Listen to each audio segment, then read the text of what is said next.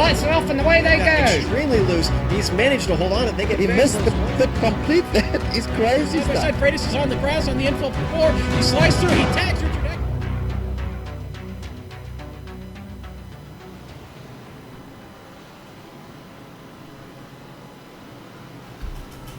From the dirigible wafting in a Belgian sky, we look down at Circuit of Spa-Francorchamps, which today plays host to round 15 in the iRacing Drivers Association GT3 series, and all the action from green flag to victory donuts will be carried live as it happens here on the Global Sim Racing channel.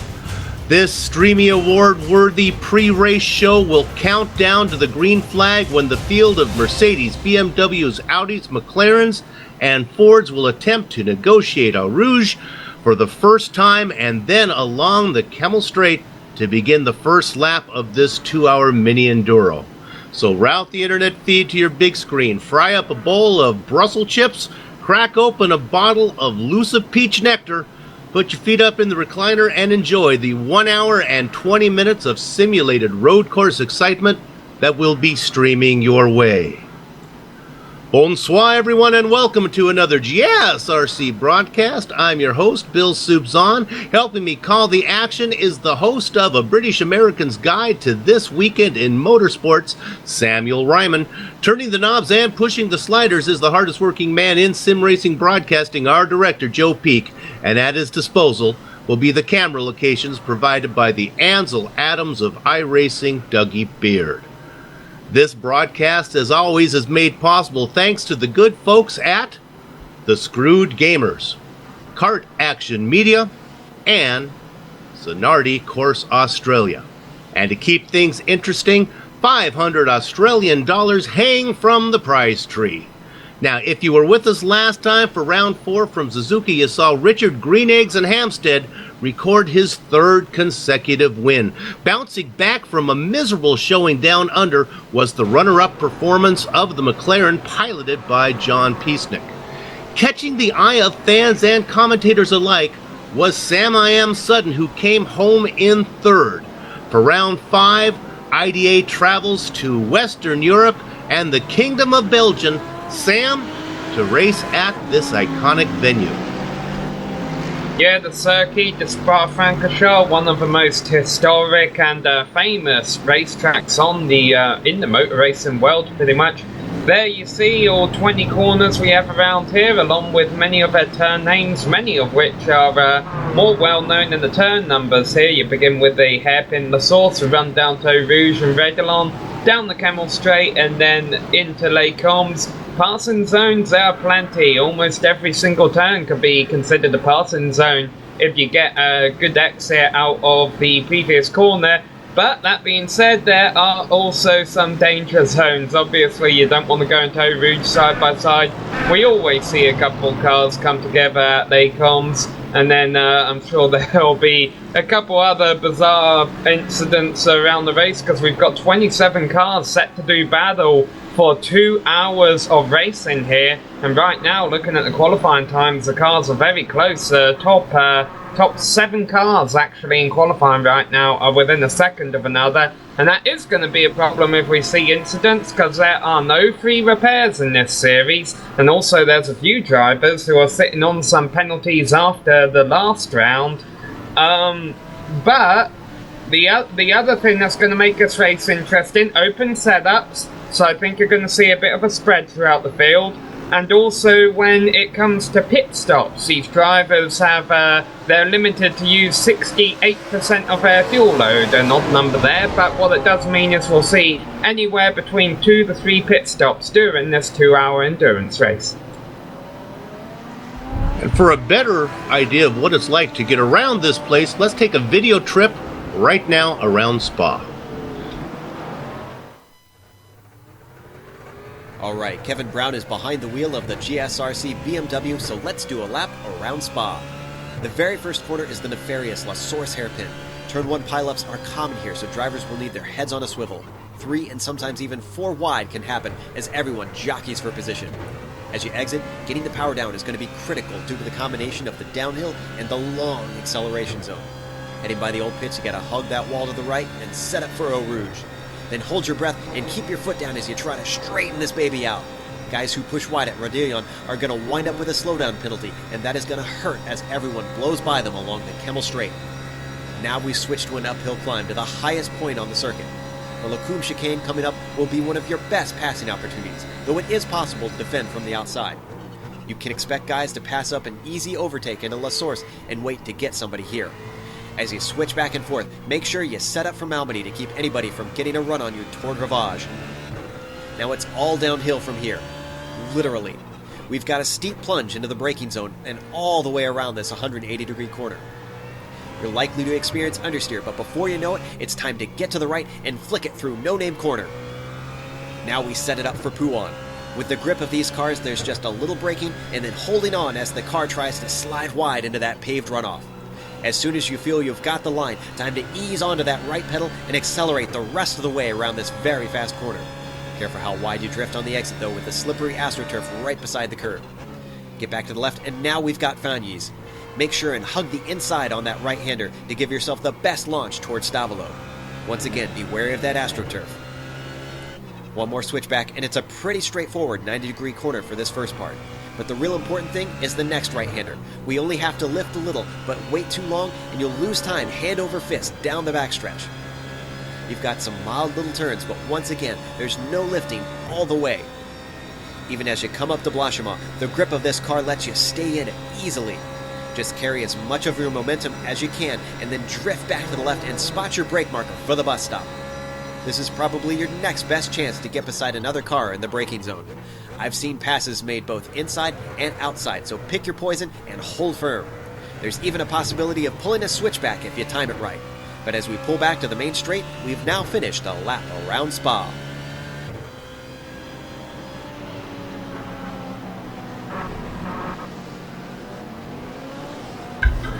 And there's a lap around Spa, and it is a long lap indeed. Now, before we look at the points, keep in mind that these exclusive point standings are unofficial. The GSRC stat boys Simon and Poindexter have crunched the numbers, taking into account the one drop race the IDA rules allows for, and we are pleased to show them now here exclusively for the first time anywhere. Looking at the driver standing, TTL's Richard Hamstead has increased his lead to 40 points over John Piesnik of Element Motorsports 1. Evolutions Racing Australia's 1's Marcello Rivera sits just ahead of Justin Strickland of Team X-Ray 1, and then Simon Fiegel of ERA 2 rounds out the top 5. If we quickly move over to the Team Championship, Piesnik and Scott Tamblin has Element Motorsports 1 out in front. Now Rivera and Bem Smith put Evo Racing Aussie 1 95 markers back. Hayden, Wacko, Yakko, and Dodman's 6th place in the standings, combined with Mitchell McLeod's 19th, is enough to put Torque Inc. in 3rd. A&Z Motorsports sits in 4th thanks to Kane Kugimia and Jared Little Mouse Fissel, 11th and 14th place in the standings. Tied for 4th also is Lit Motorsports, made up of Jeremiah Morton in 9th and Jackson Freer in 14th. Now, Sam, you mentioned a few of the items that are on the race-specific details when we were talking earlier. Let's bring up the graphic and we can talk about all the specific details for this race. Yeah, absolutely. You see many different cars racing in this series. If you were along with us at the start of the series, that 5th logo would be the roof logo. But not many people were driving the roof, so they got rid of that, and now they have the Ford GT there. Currently, we're in a 30-minute qualifying session. We're actually approaching minute 25 right now, so they got 5 minutes left to try and put in a hot lap, which, due to the length of Spa, is actually only about 2 more laps around here. We're going to do a 2-hour race. This is an endurance race where they only have one driver. I believe it's the longest race where they only really have one driver behind the wheel. Open setup, as we mentioned, no fast repairs, and the fuel you see there, you are going to have to make 2 to 3 stops during this race. No incident cap, but you're probably going to want to keep your car clean if you want to have it up front. There's only 27 cars here, which is a lot. Usually we'd say that's a lot, but when you get them spread out over this 4-kilometer racetrack, you can find yourself alone from time to time. Talking about the weather, it's quite a cool day. It's overcast weather right now, a steady wind at 8 miles an hour, so 73-degree track temperature, so there is going to be a lot of grip out there. Absolutely. And then just to follow up on a few things, this is a 2-hour race that Sam mentioned. It's what they call the mini endurance, the enduro race, and it is the longest that they do. Originally, it was going to be allowed to have driver swaps, but they changed that rule, so it is one driver only today. They've got to do the whole 2 hours themselves. And they've set the fuel at, like Sam said, 68%. It is possible that some drivers could maybe nurse their fuel and try to two-stop this. So we will see how that works out. Because pit stops are going to play such a big factor today, and because this is an Australian-based racing series, we thought it might be nice to bring in somebody with an accent to make some of these drivers feel at home. So let me introduce Richard Losper, who's going to be looking at pit road today. Richard, welcome to the broadcast, and tell us a little bit about pit lane here at Spa. Well, thank you, Bill, and thanks for having me on. This is my first encounter with the IDA series, and what better track than the fabulous, I would say, fabulous without a doubt, Circuit de Spa-Francorchamps. Talking about pit lane, let's just have a look at the pit lane here. It is the longest pit lane, I believe, in the motor racing world on this particular layout, which is the endurance pits they'll be using tonight. So you enter the pits just after the bus stop. On exit of the bus stop, just go straight ahead and enter the pits.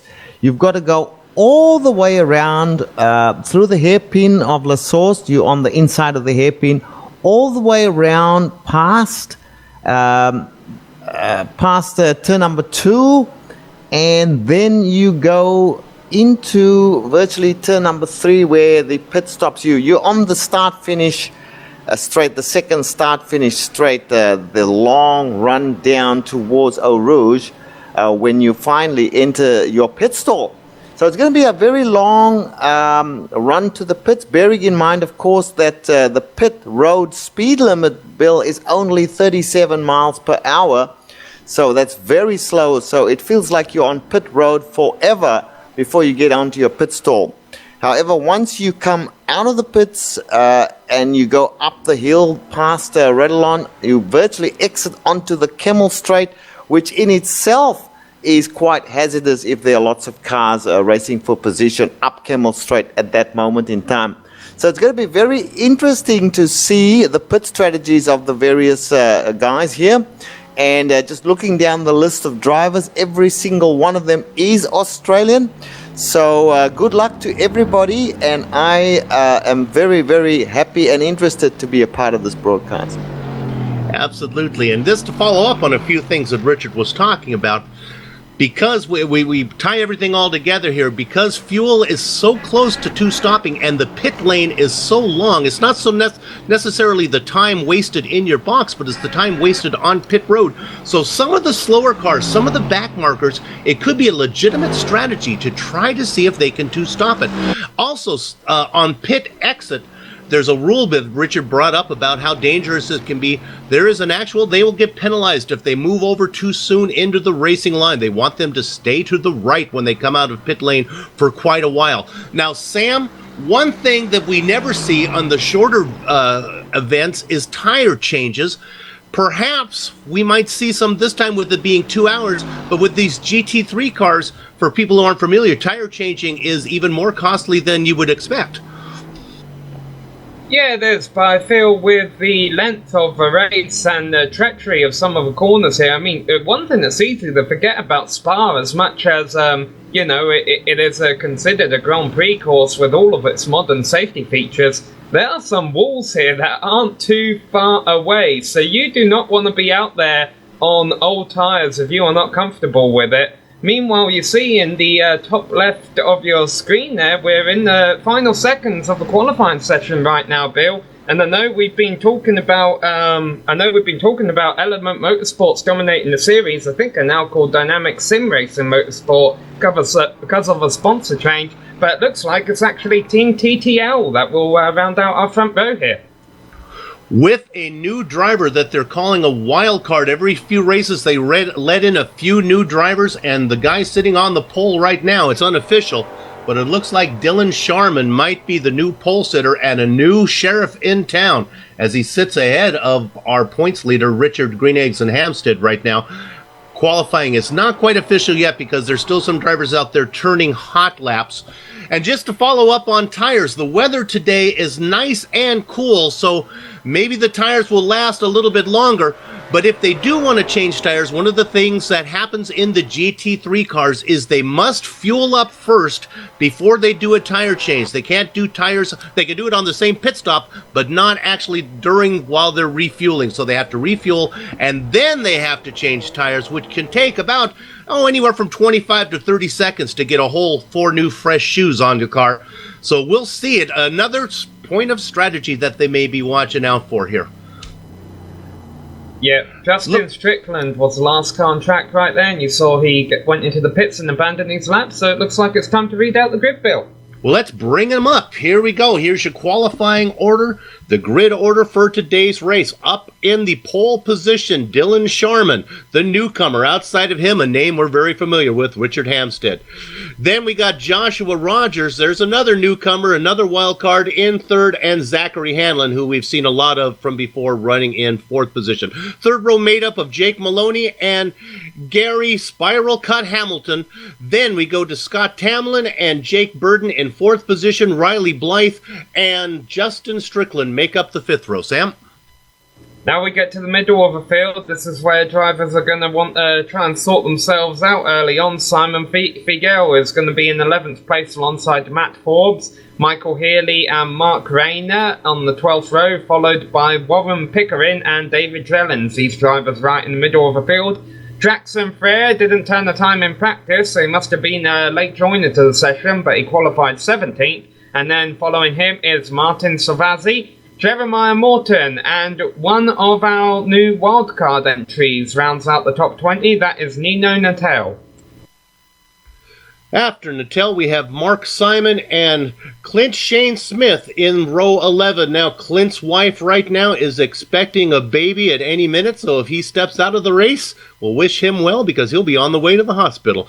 Nathan Waddell and Aaron Farmer make up row 12. The 13th position is the 13th row filled up by Phil Gadd and Zachary Logan. And in your final position, look at this. Now, this is a guy to keep an eye on. He's probably going to be a hard charger here. Marcello Rivera, back in the final spot, was not able to put in a clean lap. So he'll have his work cut out for him. He doesn't look to be in the session, Bill. He wasn't doing practice, so something must have came up. It looks like it will be just a 26-car starting grid. That'll be tough for him as he's high in the points, but of course he has used up one of his drop races already that had a bad finish, so he's going to have to actually count one of those per performances now as he's not going to have any drop insurance in his pocket. Okay, Sam, it's good to have you back here. We got 2 hours of racing to go as we wait for the drivers to grid up. Yeah, that's what they're doing right now around the Blanchimont section, so they don't have to do a full pace lap. 26 cars getting ready to grid up.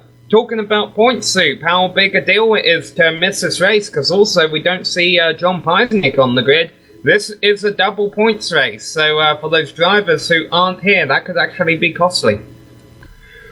Yes, and even though they have a dropped race, it doesn't take into account double points or anything like that, so those are going to be points that he's not going to be able to pick up. As I am waiting here as I'm having a little bit of technical issues as my cameras are locked on the scenic view, so hopefully we can get to some of the drivers here. Sam, you may have to call the start if I can't get over here to this. It's a good problem to have, Sue. This is a very scenic racetrack. Sometimes it's easy to forget that when you're running around at 200 miles an hour. And I'm sure these drivers will have plenty of time to get used to it. You see the clock in the top left there counting down the time until the pace car leaves. We still have several cars not gridding up. I almost wonder if there might be some cars at pit start at Soup. I mean, obviously we won't have any drivers, we won't have any cautions, but if you do start from the pits and you're only 40 seconds back, you'll still be on the lead lap, and if there is a bit of chaos early on, you'll be able to work your way up through that. Okay, good news or bad news, depending on your opinion of my broadcasting, is that I am back in the sim now and have all the cars gridded up. So if you're a fan of me, congratulations, I'll be calling the start. If you're a fan of Samuel Ryman, my apologies. Look up front, there's those two teammates' cars right up in front. Keep an eye on Dylan Sharman. He's new, but he has an I rating that is unbelievably high, up in the 8,000s.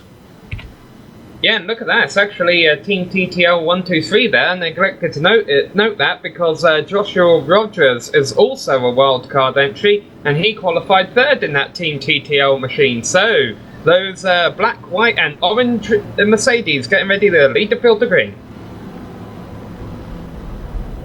And they will start now. I believe the start line is going to be around the first corner, so they're not going to make them start. No, I'm incorrect. They're going to have them start right here. Nope. The pace car has pulled in. Is this going to be the starting line? Nope, they're just going to... All right. Our leader is going to pace them right now as they're going to go around the first corner, which is certainly a wise decision here, as you don't want to be having 20 some odd cars heading down into this hairpin so quickly. So keep an eye on Dylan Sharman as he paces the field. All the cars making their way around. He's holding them up right now. He's got them woed up. He's waiting. Gather up the chickens, take cover behind the cows because the horses are out of the barn, and Dylan Sharman leads them down into the first corner, but it's not going to be Sharman. I think your leader is going to be our points leader, Richard Hampstead. Yeah, very interesting, because Sharman had control of when the cars could go. He went very late. Hampstead got a great start and took that top spot, which was big in the championship. Don't know if maybe there would be a bit team orders there. It seems a bit early for those to come into play. Will they get through? Les Combs, okay. Usually it isn't too rare to see incidents around here, but it looks like all 26 cars, all of them gridded up on the starting grid, are able to get at least through Les Combs. And let's go ahead and set the lineup up here in front. It is Richard, Green Eggs, and Hampstead up in front. Second position is going to go to the newcomer, Dylan Sharman. Now back for third. Let's look at this battle as we can. That's Hamlin being challenged on the inside there by Joshua Rogers. Rogers not able to get that done. He tucks back into fourth position. Then rounding out the top five is Spiral Splice Hamilton. That's Gary is his first name. They run 3, 4, and 5 close, very close together. A lot of drivers in the top 10 that lap around abusing the exit on the Pujon turn. Now they could do that all race long if they wanted to, because of the fact that there's no incident limit in this series. However, I don't know if it costs you a bit of time. Meanwhile, the leaders up front have closed back in a little bit. Sherman's run in Hampstead. He might be close enough to make a move in the bus stop. We're going to have to wait and see if there are any team orders here. The lead might be about getting ready to change again. And while there aren't an incident cap here, so they don't need to worry about disqualification, there are penalty points once they get too many. I believe it's every 15 they lose 10 actual race points. We got a spinner in the run down to the bus stop. Fortunately, he keeps on the grass. That was Riley Blythe, who started in the top 10, gets back on course, but is now outside the top 20 and making contact with Mark Simon. Yeah, he did a little loop, then when he brought it back on, now he was safely on the track as they were going through the bus stop. They made a little contact with Simon, but that really wasn't an unsafe entry. He was back on the track and established himself for quite a while. Boy, things are getting exciting up front here now, Bill. Hampstead leads, but they're on that long run down to Les Combs, down the Kemmel Straight. Will there be a lead change? This is definitely a place they could do it. No, yes. Here goes Sherman. Not gonna work though. He's gonna settle in second for now, and it's the Team TTL 123 because Rogers has worked his way back up by Hanlon for third, or has he? Hanlon takes it back. Hanlon gets back in there, breaks up that TTL top 3 podium right now as he's sitting in there with those cars up front. And then the fifth driver, Scott Tamlin, back there working in fifth place, looking at everything. Let's take a second to run down the second five here. Running in sixth position, I believe that's going to be the driver of Jake Burton. Running in sixth, being closely challenged behind him is Gary Hamilton. And Richard, I see... Go ahead, Sam. I'm sorry, Richard, I see we've already got a car in the pits with a bit of damage, the number 25 machine, a Phil Gadd. Yes, indeed. Phil Gadd is in the pits. The Mercedes sitting there at the moment, not moving, nothing happening, no tires going on the car, anything. So certainly it looks as if there's some damage repair happening there. The good news for Gadd is it would be in his pit window if he was going to three-stop it. He could get that little top off right now and then move up. Let's take a quick look right now in this battle for, I guess, position 3. Right now with Zachary Hamlin being challenged a lot by Joshua Rogers. We look back and there goes Rogers dumping inside of the bus stop. They go side by side as they come out. Hamlin's going to have the best of it, but Rogers wasn't able to get it done there, but I think it's going to happen pretty soon, Sam. Yeah, definitely one of the fiercest battles on the racetrack right now. Another fierce battle is for 11th place. There was contact between Matt Forbes and Simon Fagel going through the bus stop, but they keep it on course. And what's really surprising, Bill, is as hard as these guys have been racing up here, although the times were very close in qualifying, the top 4 have actually put a bit of a gap over the rest of the field. Yeah, the top 5 have stretched out a little bit. It's quite a ways back from Scott Tamlin back to the driver in 6. And now we're looking at this here as Rogers has a run inside. I think he's going to get this done as he's going to have the preferred position. Nope. Hamlin very late on the brakes, too late, loses control, and Rogers has to back off to not run into him. And Rogers loses a lot of time as a result of that, and now Scott Tamlin is right behind him for 4th. Yeah, that brought Tamlin right back into the battle. Meanwhile, the front 2 cars still running 1-2, trying to distance themselves from that fighting going on from 3rd position. Oh, Tamlin very wide. I think he might have brushed the wall. Yeah, I think he did too. Well, is this where you pull Tamlin in for his first stop, Bill? Because if he was thinking of stopping, he can make it on 2 stops now. And he can get that damage repaired. He's going to have to wait and see how much it hurts he's handling. As we ride on board, you'll see him go. Gets this little bit wide here coming off, and there you can see his car wiggle a bit. He corrects. Just not enough room. That's what Sam was talking about, how close the walls are here at some places. Let's take a quick look back at 6th position now in this battle between Burton and Hamilton. Oh, we're going to go back up to 3rd because it's another battle. Well, Rogers took it. It was very close on the exit of a Blanchimont section there. Hamlin not done, though. Look at him outbrake going into the bus stop, and he's going to take the spot back. Nice job from Hamlin. I was amazed he pulled that off, but it's not over yet. Oh boy, Rogers really wants this position. I think he's going to get it through 1 as he has the preferred spot. Hamlin has to give up the ghost, but he gets a better drive off the corner, and he is coming back. I think Scott Tamlin just needs to back off here, because I don't know if going side-by-side Trey Rouge is definitely recommended. Definitely not recommended, but they make it for now. They both get horrible drives through a Rouge, so here comes the 5th place driver, and he's going to get both of them. And there goes Tamlin up into 3rd. Well, and they almost all 3 got wiped out there because Rogers and Hamlin got very close together. So apparently Tamlin's car was not that injured from that little side swipe. Although the nonsense that was going on between Rogers and Hamlin, Tamlin took advantage of it. Now let's see if he can stay out in front of it. We're going to stay focused on this battle for 3rd right now, as it's exciting and important.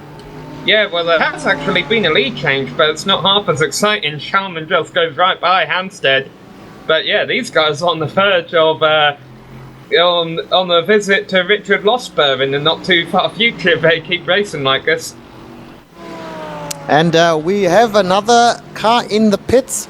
Not sure what happened to that car. It's Aaron Farmer. He is in car number 23, a Mercedes, and he has entered pit lane and is sitting there for a little while right now.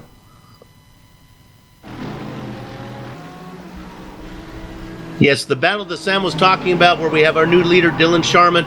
It was kind of just almost like team orders there. I'm not so sure if Sharman wasn't faster, and Hampstead said, go ahead, I'll just follow you around, save a little fuel. As our new leader now is Sharman, he begins to gap Hampstead just a bit. And here goes Rogers. He hasn't given up on the third place. He really wants it to be a Team TTL 1-2-3. Right now, he's the only driver who can make it happen. These aren't his teammates right here. Scott Tamlin hasn't got involved with racing with these guys yet. Let's see how hard he battles. And they still have it. There goes an over-under there by Hanlon. Gets the job done.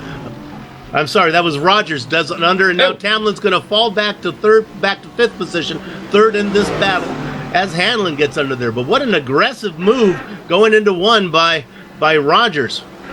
Yeah, an aggressive close of the door coming out of the final turn, the source there by Hanlon as well. Now Hanlon has a slipstream. I'm still not sure that Hamilton, the guy in 6th place right now, he could be in third before too long.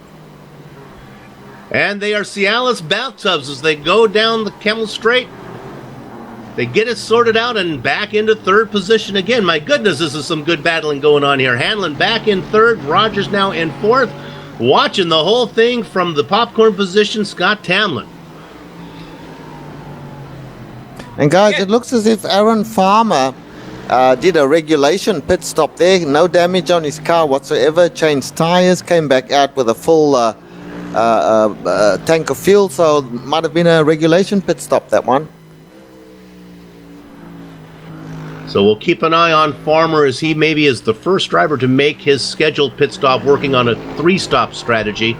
Let's quickly go back. We're going to run down the drivers back here behind the leaders that are putting on a great show if they'll behave themselves. Let's look at Gary Hamilton. He's running currently in 6th position. There's a nice battle going on as they race close behind him. Jake Burden, Jake Maloney, then Justin Strickland, and Simon Fiegel back there rounding out the top 10. Nice job by all those drivers early on, but there's still a long ways to go. Keeping an eye on this battle for third. Hanlon has it right now. Rogers looking at the Max Verstappen lane, but then realises he's not in an F1 car, so filters in behind Hanlon. Can he make anything happen down the bus stop? He's going to look to the inside. Nope, not quite that. Not quite yet. Whoever is fastest out... Oh, go ahead, Rich. Yeah, just quickly checking out. Aaron Farmer coming back into the pit, so now I really don't know what's going on here. Farmer having a little trouble, obviously. Now, just to follow up, Sam, on what's going on there in that battle for third, those guys have to be aware that the top 2 drivers are beginning to pull away. And if there is one car who thinks he's fastest, it might be good if they could sort that out and let one car try to bring them back up there. Because all the battling going on between Hanlon and Rogers and Tamlin is just letting the 2 leaders get away. Not only that for the 2 leaders, but now that Sharman is in front, he's actually put a little bit of a distance on Hampstead. Maybe that's intentional. Aaron Farmer looks like he's finally retired. Hanlon holds on to 3rd position ahead of Rogers as they go into Les Combes this time by. Rogers was thinking about it though. Oh, and Rogers gets a great exit out of Les Combes, goes down to the inside. I don't think there's anything Hanlon can do but go late on the brakes, but he went too late. And unless he can get a good run out of this turn, it's now Rogers. They make contact. He's got the inside. And through no-name corner, Hanlon keeps the position. Hanlon kept that nose in there, would not let Rogers close the door. And he's able to hold on to third. But again, that side-by-side battling just drops them farther behind the 2 leaders who are beginning to pull away. Yeah, and Scott Tamlin still just riding out there in 5th position. We saw him have 3rd a little while ago. He demonstrated that if the opportunity arises, he'll definitely take the position. But then he dropped back very quickly, back to 5th, and hasn't really gotten aggressive as much as these guys. He's probably thinking about penalty points and just making it to the end. What this is doing is a guy we got to keep an eye on is Gary Hamilton running in 6th position. We know he has the speed as they continue to battle up front. I mean, we apologize to all the other drivers out there, but this battle for 3rd is just so amazing right now. Here he comes again. This is looking to the inside. Roger not going to be able to get it done through the bus stop. Let's see what kind of exit he gets. He gets a pretty good bite out of the bus stop. Hamlin takes that defensive line into 1. Now he leaves some room. Roger's looking to the outside. They've been doing this for 7 laps now as we come around to complete lap 7 and start lap 8. Hamlin has the position, and after all that battling that time around, there was never actually a change of position. Hamlin kept his nose out front all the time, and I think this is actually hurting Rogers here, being too close to Hamlin Truro route and Radelon, because he can't really get a good run on Hamlin going down the back straight, although he's going to prove me wrong and just take that position on raw speed. My goodness, I think he had that really impressive there. Is that was he in an Audi, I guess? No, he's not. He's in a Merc. Pair of Mercs going at it. Yeah, boy, it was almost like there were 2 cars there, 2 different makes. As Rogers really got the power down. Yeah, that's your first non-Mercedes right there back in 5th position, is Scott Hamlin.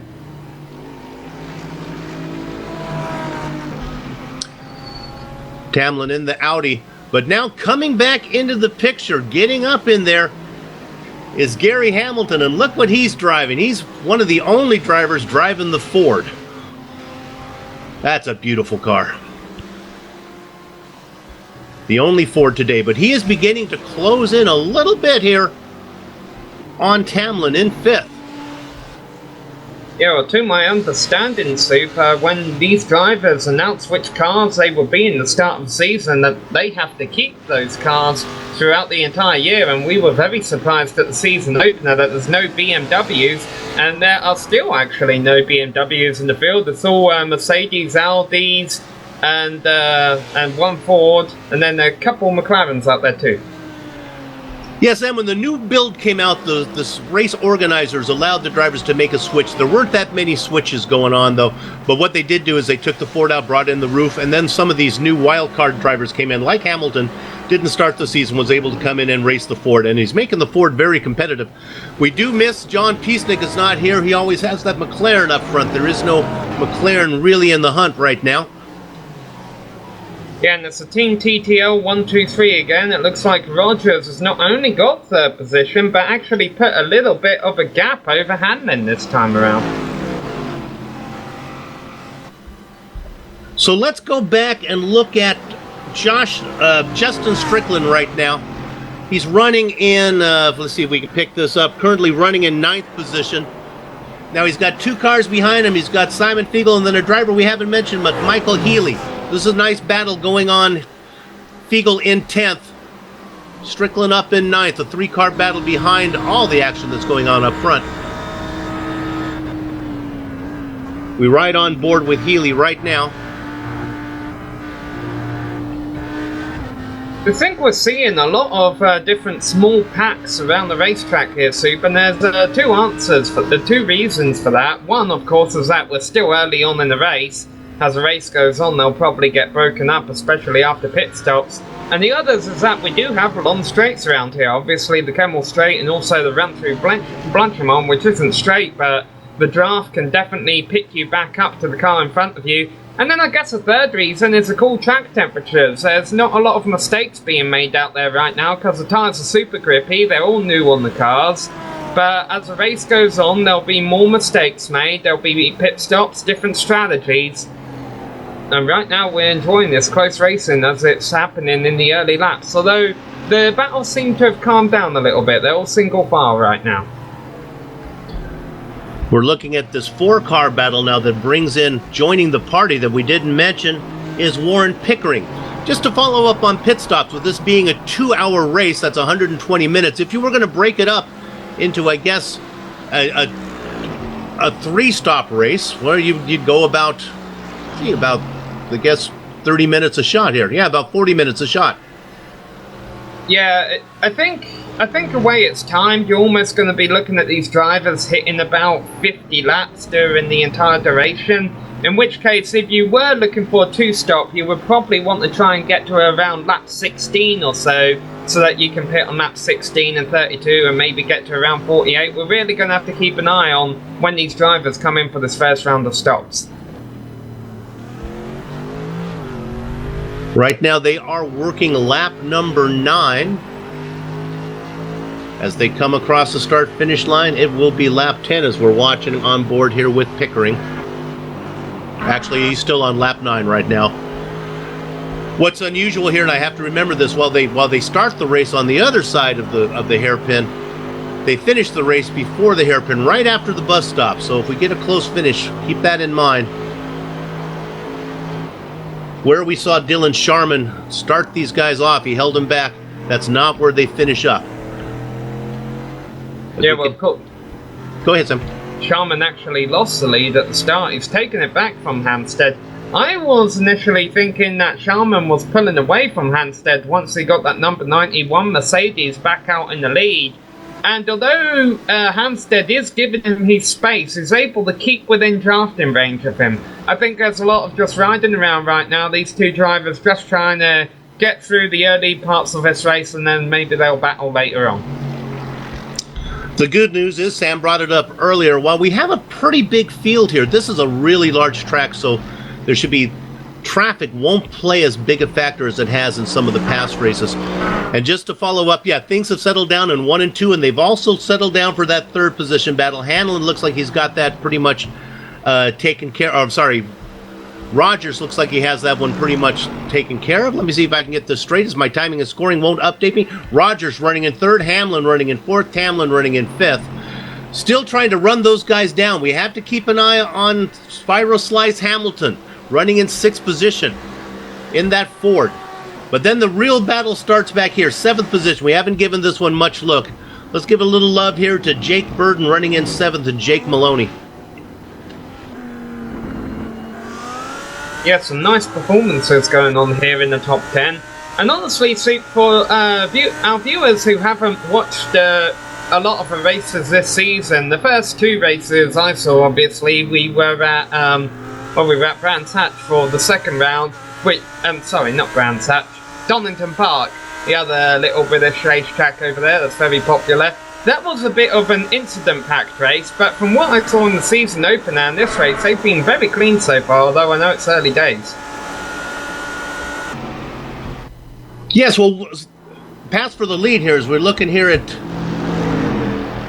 If they get that sorted out, I believe so, and now... Sharman continues. Nope, it's not done yet. Hampstead continues. Now Hampstead looking to the inside. Boy, pretty aggressive going on from those teammates, Sam. Yeah, I think what they're doing is just checking that they have a 7-second lead over the rest of the field, and they're probably also aware that in about the next 4 or 5 laps or so, they'll probably be coming into the pits, and they're going to want to be the ones in front when that round of pit stops begins, because as evenly matched as these two seem to be, the race could very easily be won or lost in pit road. Well, maybe it's something just driving Mercedes that makes it hard for teammates to get along. Anyone watch the Formula One race? Yeah, that's you a can possibility. relate to that. We didn't have the championship contenders take each other out in the first turn, though, so that's a plus.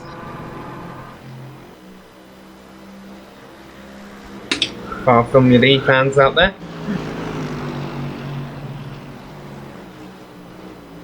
Let's go way back and look at something back here as a mid-packer. We're going to go back and take a look at one of our new drivers here. We're looking at Jeremiah Morton.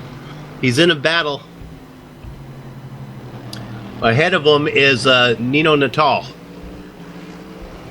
Yeah, we've had a few comers and goers early on. Some drivers who have made up some ground and some drivers who have lost some ground. One driver who's lost some ground, he started 17th, he's down in 23rd, is Jackson Frere. And that looks like because he's actually got some damage to the front of his number 27 machine. And as we talk about that, really we like to look at hard chargers. Actually, we're looking right here at if we can find Nathan Waddell. He's up 3 spots. He's one of our best chargers right now. Nathan currently running about in 20th position all by himself. Started 23rd, has only made his way up 3 times. One of the things, 3 spots.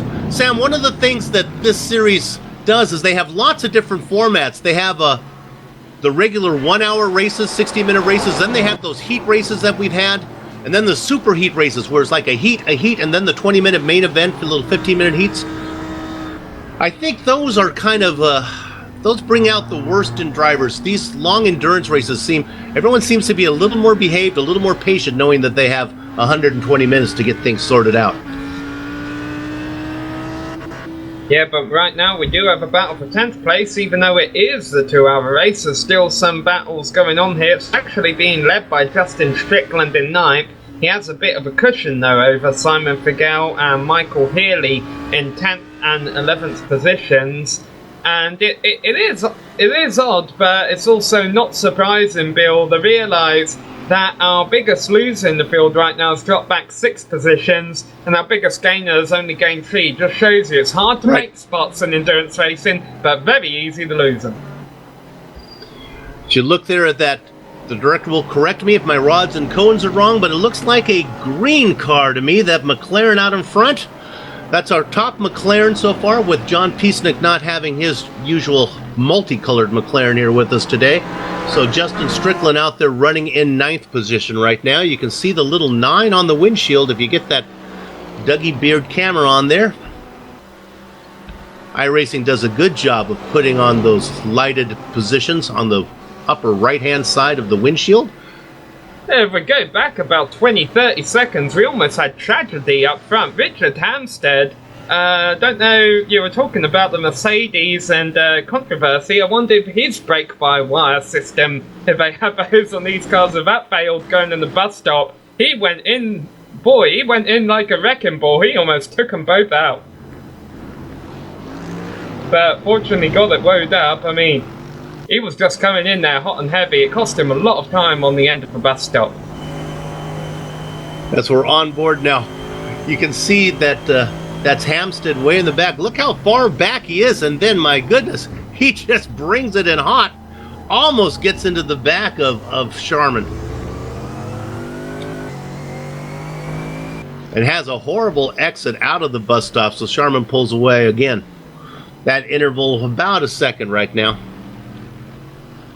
I forgot what series we were commentating to once here, Bill, though, but there was one driver absolutely dominating the race. He had about a 30-second lead and then binned it in the bus stop, but that series had a free repair, and he was able to come straight down pit road and get that repaired and still went on to win the race.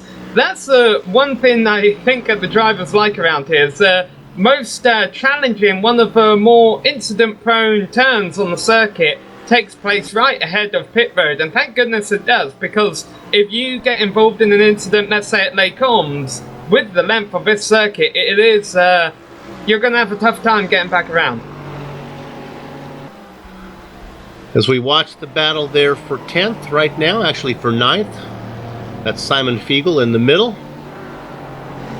The McLaren up in front of Strickland and Healy behind them in that 3-car battle.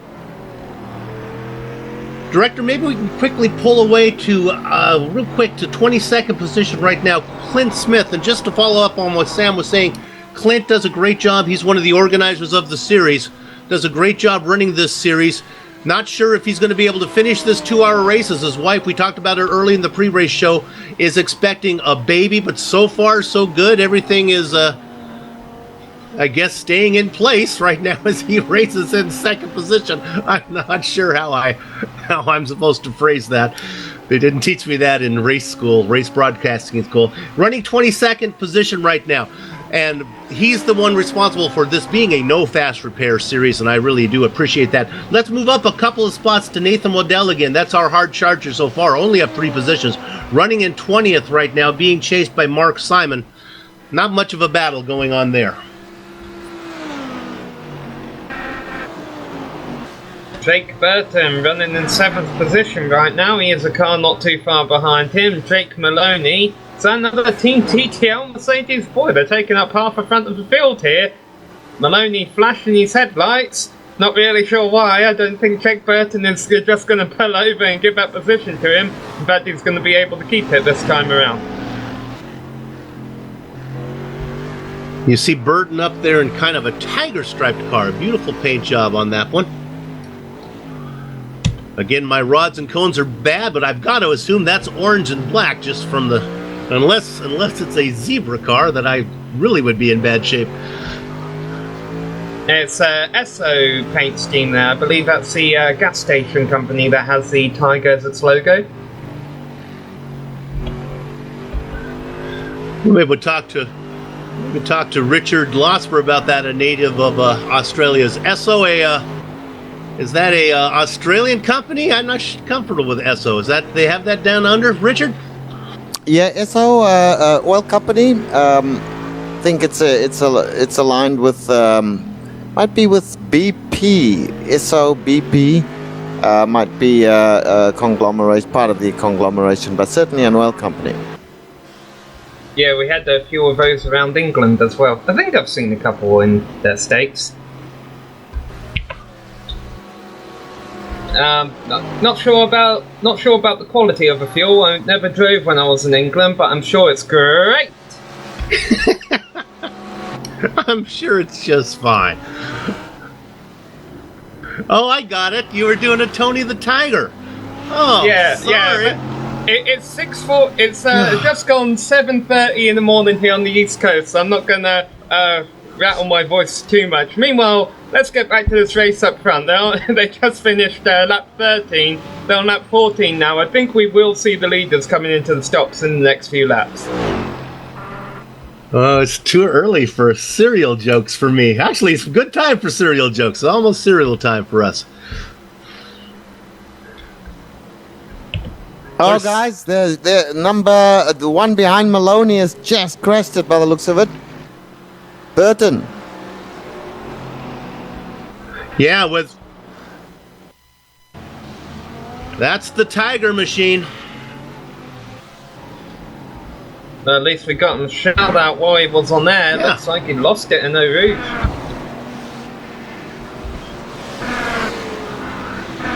He just got loose. Maybe brushed the wall earlier, but boy, he got loose going through a Rouge and just could not correct it. Put it in the wall hard. I believe that's going to be the end of his day. Yeah, unfortunately, no free repairs. Sam appreciates that we got in his pun before the car crashed, so... Oh, you know, I'm trying to think up another one. I'm thinking he took a big bite out of a wall or something along these lines. That was a hefty impact. Meanwhile, the closest cars on the track are still these drivers from about 9th back to 10th, but they're just holding station. Sorry, 9th back to 12th, but they're just holding station right now, and I've got to imagine that's because they know pit stops in the not too near distant future. Meanwhile, up front, Sharman's really checked out on Hampstead. I'm not sure if he's just done that on pace or if Hampstead had a bad lap or a mistake at some point. Well, their qualifying times were relatively close, about a tenth of a second off. Maybe the tires are... We have Strickland has had an issue. Yeah, you saw it on camera right there. He's able to gather it up, but it drops him to the back of that train. And no, his car isn't on fire. That's just iRacing's awesome graphics. He's back down in 12th place right now. As we look at it on replay, and there you see... Now, remember, Sam talked about those guys holding station. They did pick up one spot when Burden had his issues. But now we watch, look at the McLaren get loose. Boy, he does a great job of keeping that car. Nice job. Yeah, you mentioned that it had been a pack running from 9th to 12th. But yeah, as you mentioned, with Burton's issues, it's now from 8th to 11th. So all of a sudden, Simon Pagel, who was running in 10th place not too long ago, finds himself in P8. Saving the car when it gets so sideways like that on the pavement is one thing, but to do it when he's racing in the fescue, wow, that was very impressive. And the McLaren stays out there, drops back. into 11th spot, but still, nice job from that green machine. Funnily enough, just one position ahead of the only other McLaren in the field, Matt Forbes running in 12th place.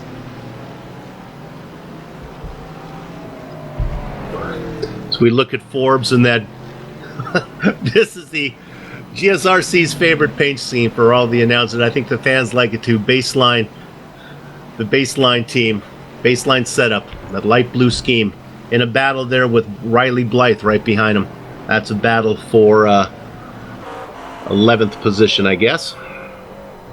I'm gonna have to ask him, Soup, unless you already know the answer. Do they actually use the baseline setup? No, they do not. No. Alright, I'm keeping a close eye on Sharman here, because it's lap 15 and he stays out. And we are, let's see, about 34 minutes into the race here. Another lap will be about 36 minutes. I'm just wondering if you get about to lap 16 or 17, I almost wonder if you can two-stop this. Yeah. It would be if they can get to the 40-minute mark. That's 40, then 80. They could do it on 2 stops, so we're getting close. I think Richard Losper is going to get very busy here pretty soon. Our pit reporter. Yeah, lap 16, that's, what do we got, 37 minutes, 38 minutes, 45 minutes, perhaps maximum time with some of these cars, so a few more laps and we should see them all streaming into the pits. By the way, folks, Aaron Farmer gave up a long while ago, and now it looks as if Jake Burton has ended his day as well. We saw Burton take that hard hit into the barrier. Other drivers who might be out, I guess Phil Gadd has called it a day too, so we have 3 drivers out. Everybody else, all the way down to 23rd position, Sam, still on the lead lap. Yeah, every driver we have seen in pit road earlier on in this race is now out of the event, so it definitely shows, Bill, with how clean it is, drivers who are getting involved in an incident early on, even if it is only minor, or whatever issues they've run into, have realised, well, we're pretty much out of contention for any good points here, and so have called it a day early on. Let's go back as we ride on board here with Riley Blythe. This is the battle for 12th. I said it was 11th before. Yeah, they're catching up really quickly on Warren Pickering in front. That's because Warren Pickering has a lot of damage on the front end of his machine. And now Blythe gets around the car there of Forbes, because Forbes had to lift because of Pickering had that issue. Yeah, we can find it. Pickering got loose. We can probably find it on replay. It wasn't that long ago. Coming out a no-name turn, he lost control. He was in front of Justin Strickland. The good news is this is about the time when they're going to be making pit stops anyway.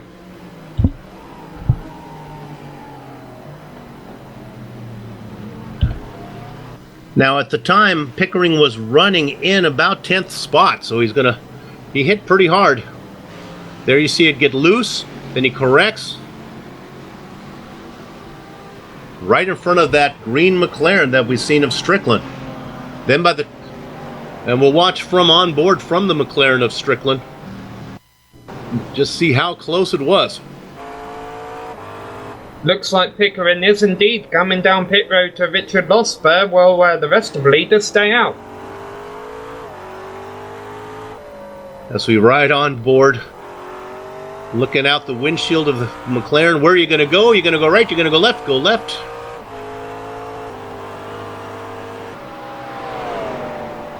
So there's our first driver coming in. Let's try to get that repaired. Meanwhile, that moves everybody up a spot. Blythe and Forbes move up. Actually, Blythe moves up 2 spots as he's gotten around Forbes now.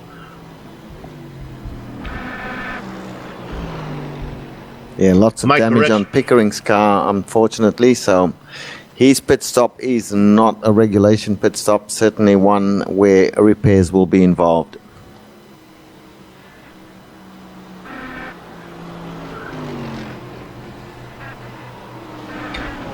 We're getting very close to the 40-minute mark here. I don't know, Soup. We got different cars out here. You're more familiar with these tree machines than I am. How much fuel saving can you really do on different engine mapping modes? Is that available in a lot of these?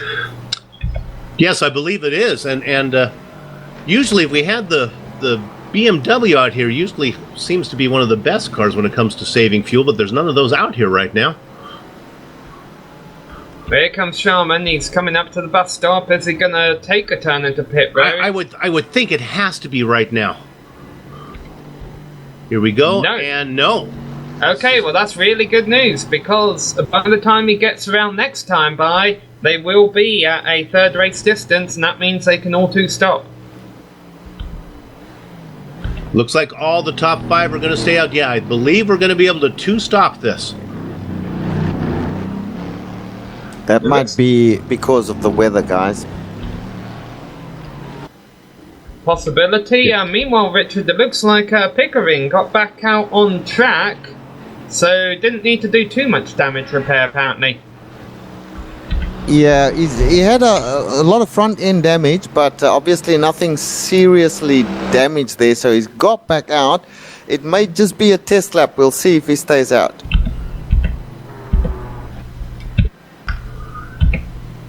So I'm watching through the field, all the drivers staying out. I know that's disappointing to some of the back markers who are hoping that their pace, while they would be running at their best pace, would be slow enough that maybe they could two-stop it while everyone else would have to three-stop it. That doesn't seem to be the case today. I think it's going to be a two-stop. I think what, Richard, get out your notepad, because I think in about the next minute and a half, you're going to see everybody coming in. Well, I can already tell you that car in 21st position, Mark Simon, is just coming in. Looks like he's got a bit of damage to the front end though, but this is actually ideal time for the drivers towards the back of the field, Soup and Richard, because by the time they made it to pit road, it was a third race distance, so they'll probably finish a lap down, these drivers, in the back half of the field. That's right, because I'll have one less to go. Everyone, I think, just kind of holding station right now. They know the excitement's going to happen anytime soon. No reason to battle right now. Alright, here comes Sharman. Now, we know he's on a two-stop strategy. Now the question is, how far can he actually go before he comes in? 68% fuel load, does it get you 18 laps around Spa? Yes, nope. It does. Yep. So he comes in. Now let's see. But we're going to go one more. Hampstead's going to go one more. Rogers coming in. So the team splits the strategy. Hanlon in. Coming Richard's way. Tamlin stays out.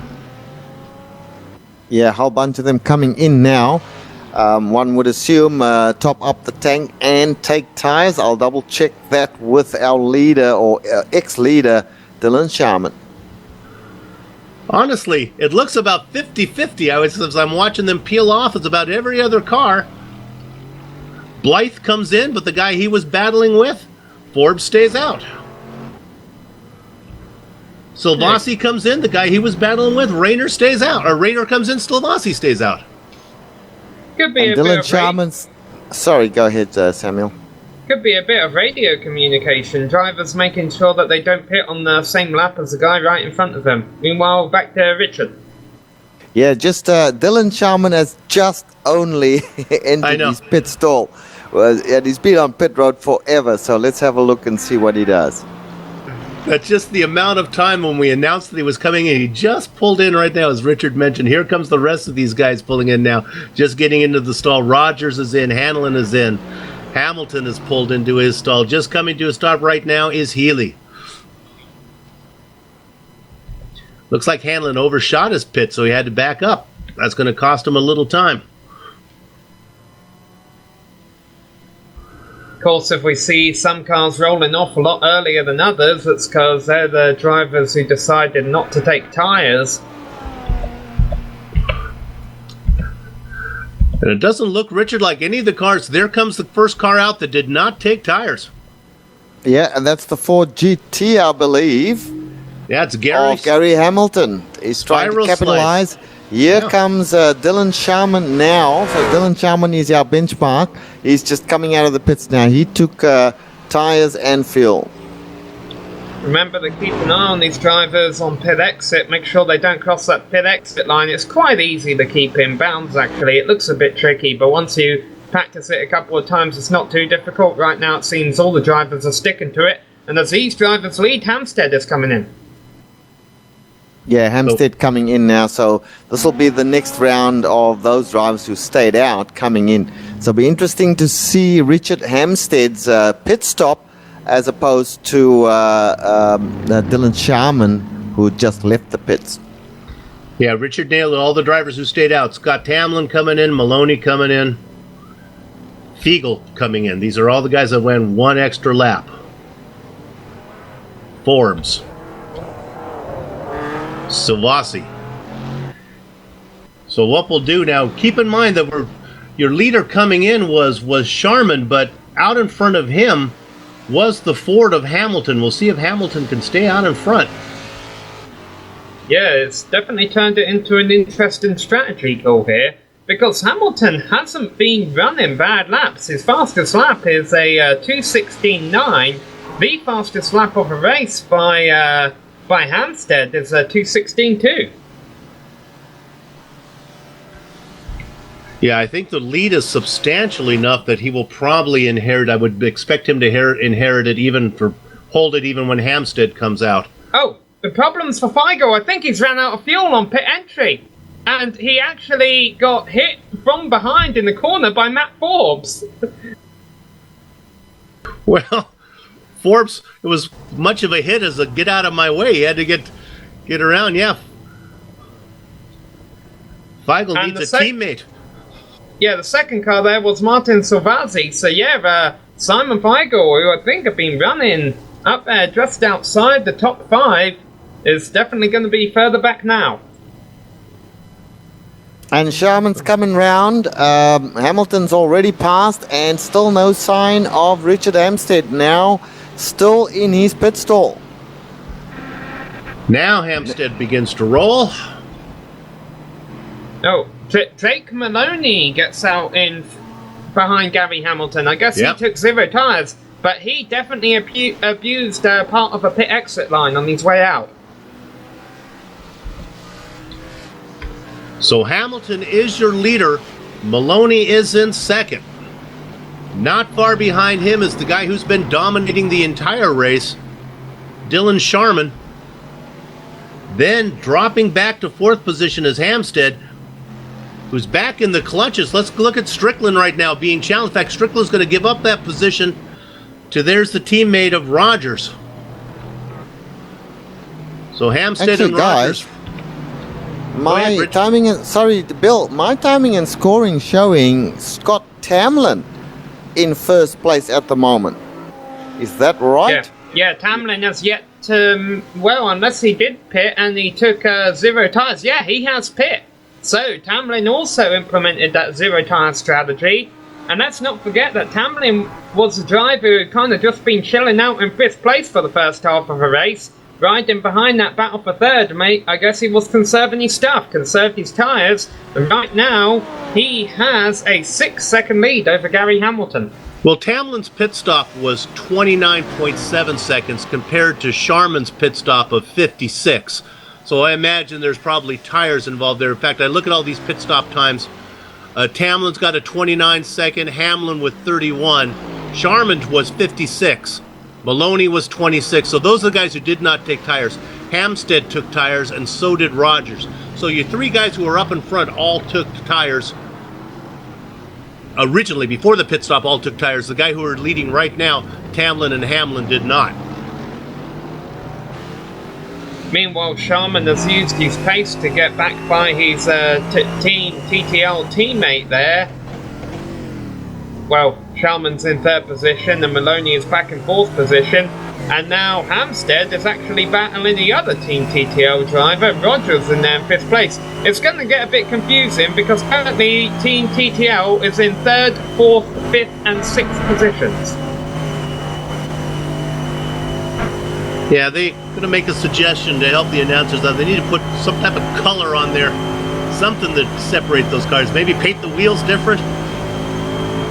Oh, Hampstead going defensive on Rogers. We remember how hard Rogers was fighting Hamlin earlier on in this event. And despite all that damage, that early pit stop sees Warren Pickering back up in 8th position. And if you remember, Tamlin put the right side of his car against the wall as well, so apparently didn't injure it that much. Tamlin with about a 7.2 second lead on Hamilton, who's got about 4 seconds back to Sharman.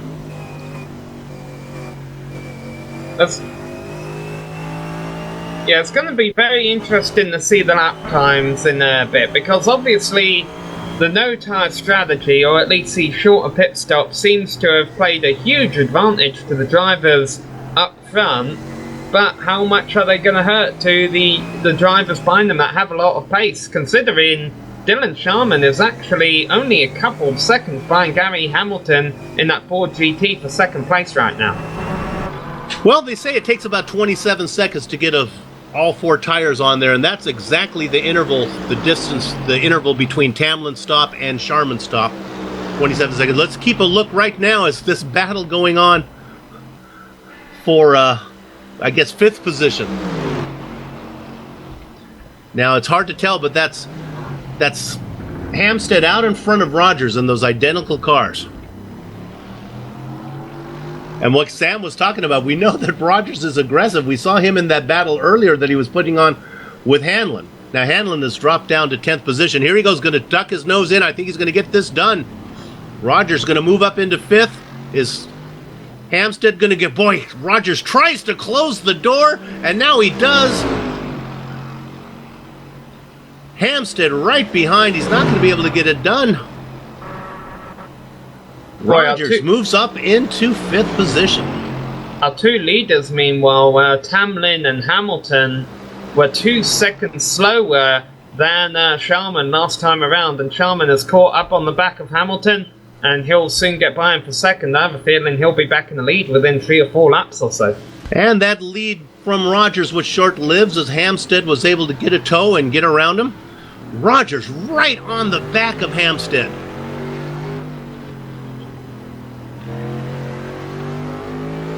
We ride on board with Sharman. This is for 3rd. Looking ahead of 2nd position of Gary Hamilton in the Ford. Yeah, I have a feeling Hamilton's seen him run him down. He knows he was in outside the top 5 earlier on, and now he's running 2nd, so he shouldn't put up too much of a fight. Oh no, he's going to prove me wrong. He shuts the door on Dylan Sharman. Kind of teased him, opened the door and then closed it. Well, that wasn't the best overtaking opportunity anyhow. Let's see what happens. I mean, they're coming up to the best turns. What, you got the bus stop, La Source, then Lacombs. Right now they got to get through Blanchimont. Definitely don't recommend passing here.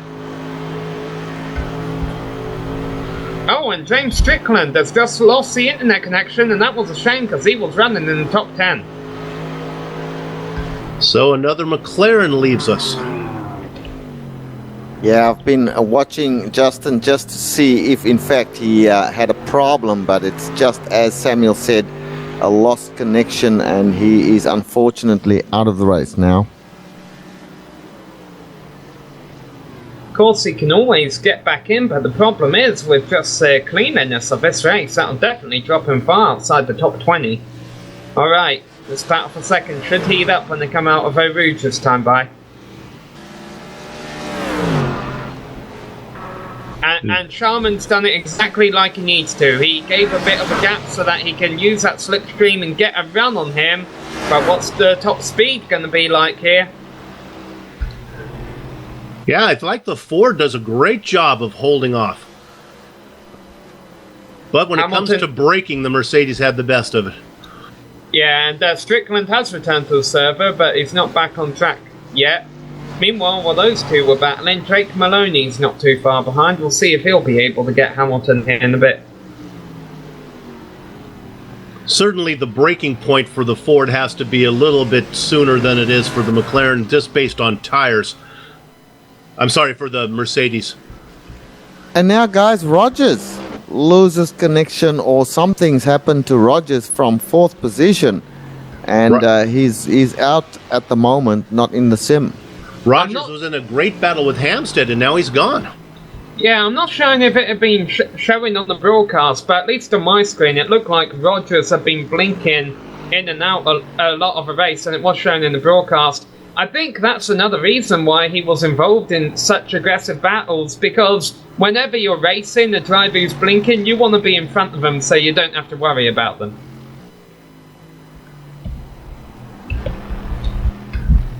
Just enough. Go ahead, Rich. I was just going to say, it's pretty obvious that Gary Hamilton, who didn't take tyres, is now losing out big time to our one-time leader, which is Dylan Sharman. Dylan's just put a big gap on him now. So Joshua Rogers falls victim to the poor Australian infrastructure with no internet in his outback. Yeah, confirmation. And having said that, I mean, they are racing on an Australian server, so their ping value, which just for those who don't know, that is the connection time between yourself and the server, is very, very good. All of them being Australian and racing on an Australian server, so shouldn't have been any reason for anyone to lose connection unless it was on their end. Now, Maloney in 4th position ran down Hamilton by a second last time around. However, I'm not sure how much we can attribute that to pace, because let's not forget that Hamilton lost a position last time by, and any time a car gets in front of you, you kind of have to back off the gas a bit, and that will cost you half a second or so. Meanwhile, a new car in the pits, Richard, Zachary Logan. He looks like he's got a lot of damage there. Yeah, he has a bent wing, and he may have some other damage as well. He's just got into the pit, so obviously taking a tow. We might see if we can find out what happened to him. Just the lap before, he was out on track, doing well, no damage at all. So along the way, I'll stick with him. And we'll see what happens. Another driver just lost the internet connection, Martin Savazzi. Savazzi was having a nice run. He'd worked himself up close to the top 20. He lost it just back on Logan. Lost it coming through onto Camel Straight and just hit the wall very hard. There it is right there. Oh, and he got collected. Let's see who got into him. Was the other driver involved?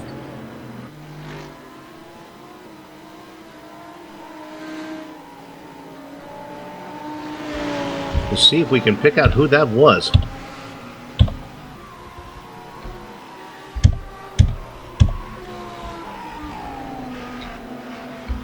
So I'm looking right now to see who...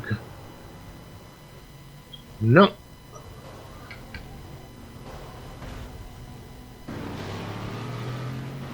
Well, we're not sure what we saw there. Wherever it is, it seems that unless it was Martin Savazzi who just lost the internet connection, that they got away with it. It definitely wasn't Martin Savazzi, because he's in the blue and white car. He's actually coming back out on track right now. Back out racing. Well, as far as Logan's concerned, I can't see a car anywhere close to him. Yeah, it wasn't Logan. We're going to take time to see if we can figure this out for you guys. Yeah, Logan just lost it.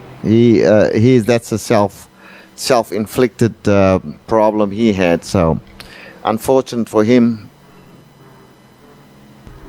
Meanwhile, up front, Scott Hamlin continues to lead this race, but not for much longer. Dylan Sharman is continuing to run him down at about a second and a half a lap. Gary Hamilton running in 3rd place, also on those old tyres. Jake Maloney, likewise in 4th position, has used a bit of strategy to get him up there. Richard Hampstead, he's a driver we saw battling Sharman for the lead early on. He's in 5th place right now, but I think he'll be looking for a couple more positions in a not too distant future.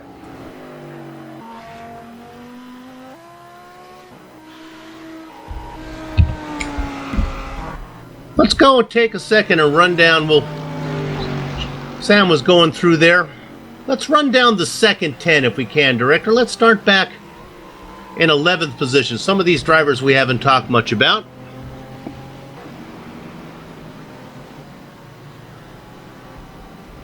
And there we see, if I move a few things out of the way so I can actually comment on what you're looking at. There we go. We're looking at Mark Rayner right now, running in 11th position. Yeah, he actually just lost 10th position to Michael Healy, but holding on to 11th there, ahead of David Jellens, who's in an orange car. I thought I saw a bit of damage on the front end there. Maybe he's the driver we saw involved in that incident. I think that might have been the car that we got into, but it wasn't Logan. There was another incident that I couldn't find, and I don't know who it was. Now, we drop back a little bit. Nino Natal, we've talked about him, running in 13th position all by himself. A little bit farther back, Sam, it's Jeremiah Morden running in 14th, again by himself.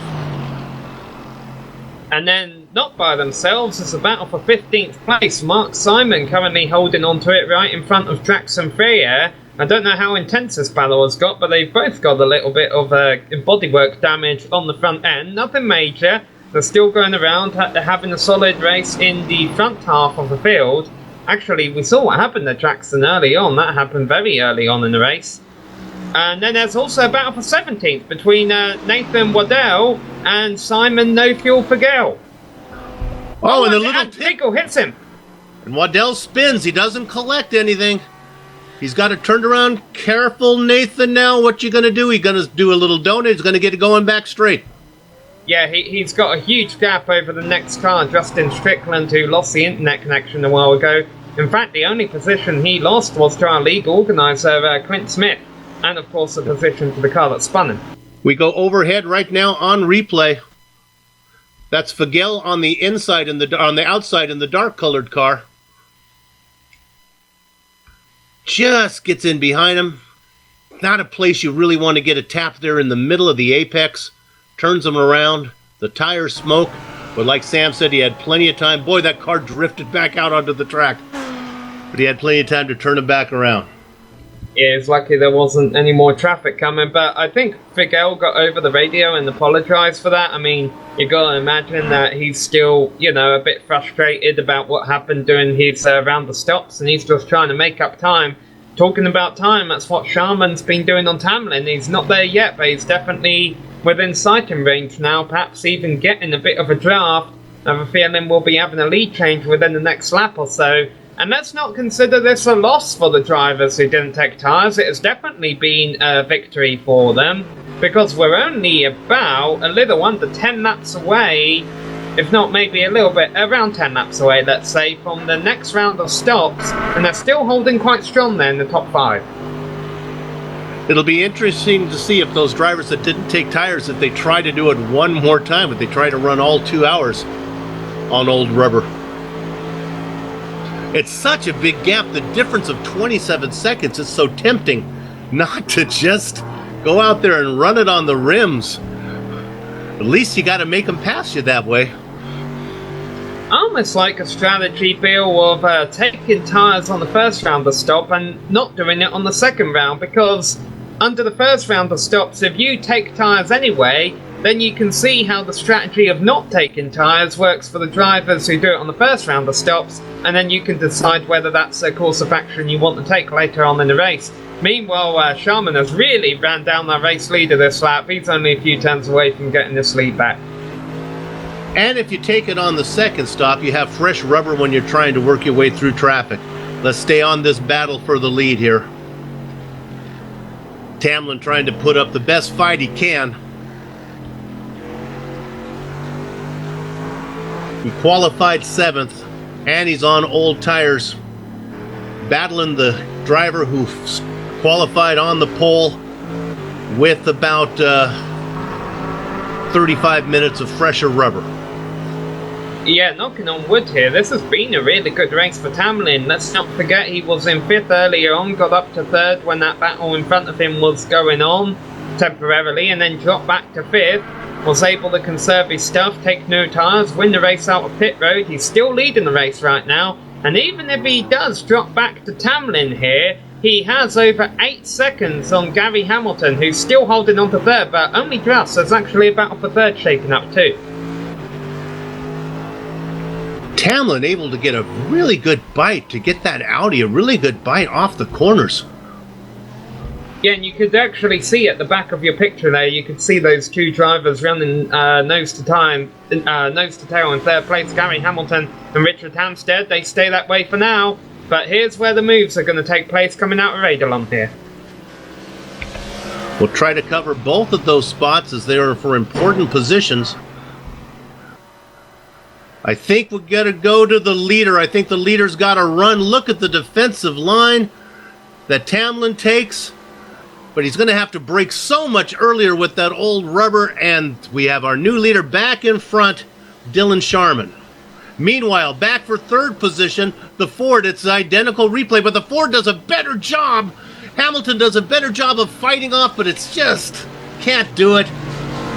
And Hampstead now gets around Hamilton. If that's confusing, let me do this. Greenhags gets around Spiral Slice.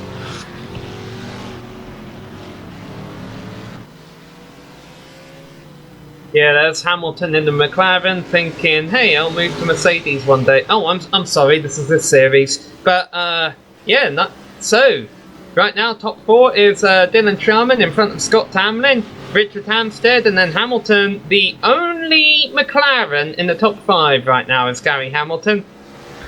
Sorry, Ford. My apologies. That's why that joke wasn't making sense to my colleagues. And Drake Maloney back there in 5th position. Then we'll go ahead and round out your top 10 for you. 6, Zachary Hanlon. We saw him in that battle earlier with Rogers. Rogers is gone now. Hanlon running all by himself in 6th position. Behind him is Stilvasi, but he's a lap down. Looking for the driver in 7th, Warren Pickering. We also saw him have trouble running out there inside the top 10. Yeah, the good news for Pickering is his trouble came right before that first round of pit stops. And so I think because it looks like there is some time to play with to make his two-stop strategy work, I almost wonder if this hasn't hurt him too much, if he is legitimately running for these positions here. There's Riley Blythe in 8th, drop back another spot. Michael Healy having a nice quiet race inside the top 10, and then rounding out the top 10, Matt Forbes for Baseline Setup Racing. Really not a battle now that the cars with rubber have got around the cars with old rubber. Not much of a battle going on there. Not yet. I have a feeling Hampstead will get Tamlin for 2nd by the end of this run. He's got about 8 seconds to make up, but he is on a roll.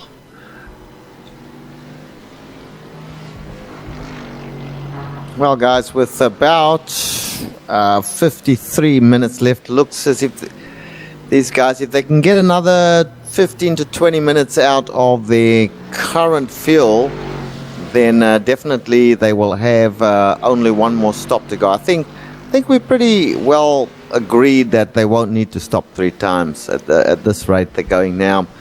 And you know, guys like Gary Hamilton and Scott Tamlin in the Audi, if these guys can just keep the leaders in touch, which are Hampstead and Sharman, they have a very good chance of at least finishing in the top 5.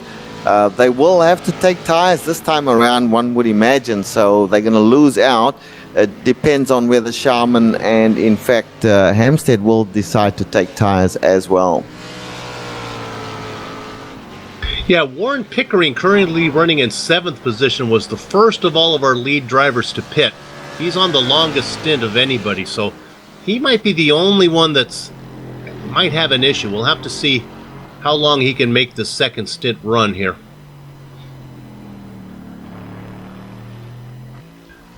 And speaking of him, how about him being our hard charger so far? Up 8 positions.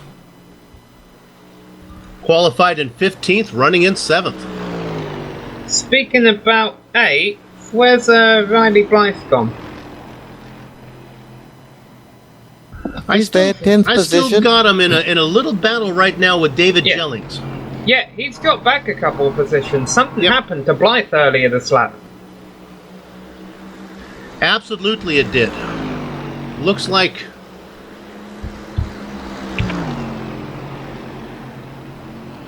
Spun coming out of Poohorns. Yep, that's where it was. But he didn't hit anything.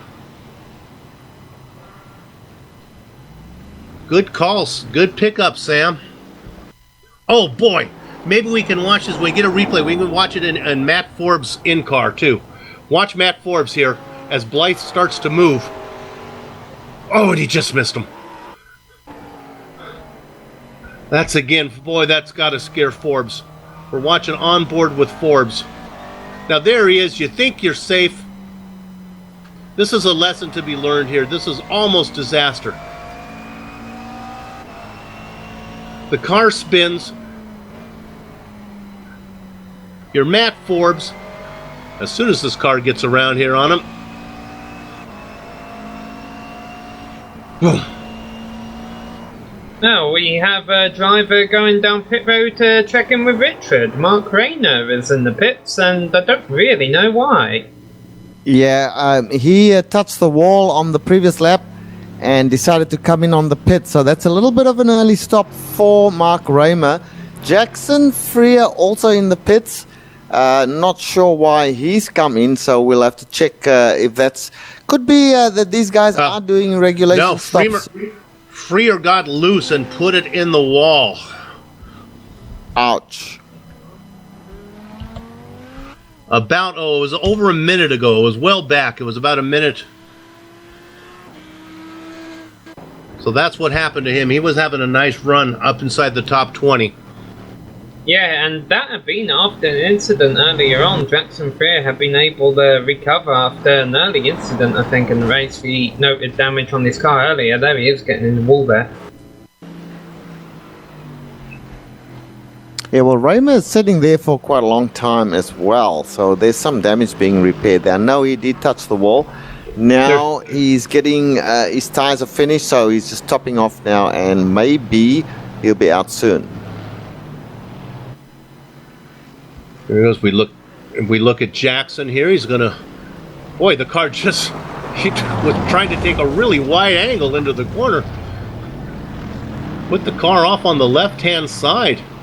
But no way you're gonna get grip out there, so Freer makes a mistake. I've always found that's one of the trickier turns, Bill, because it's off camber a bit and it looks wider than what it is.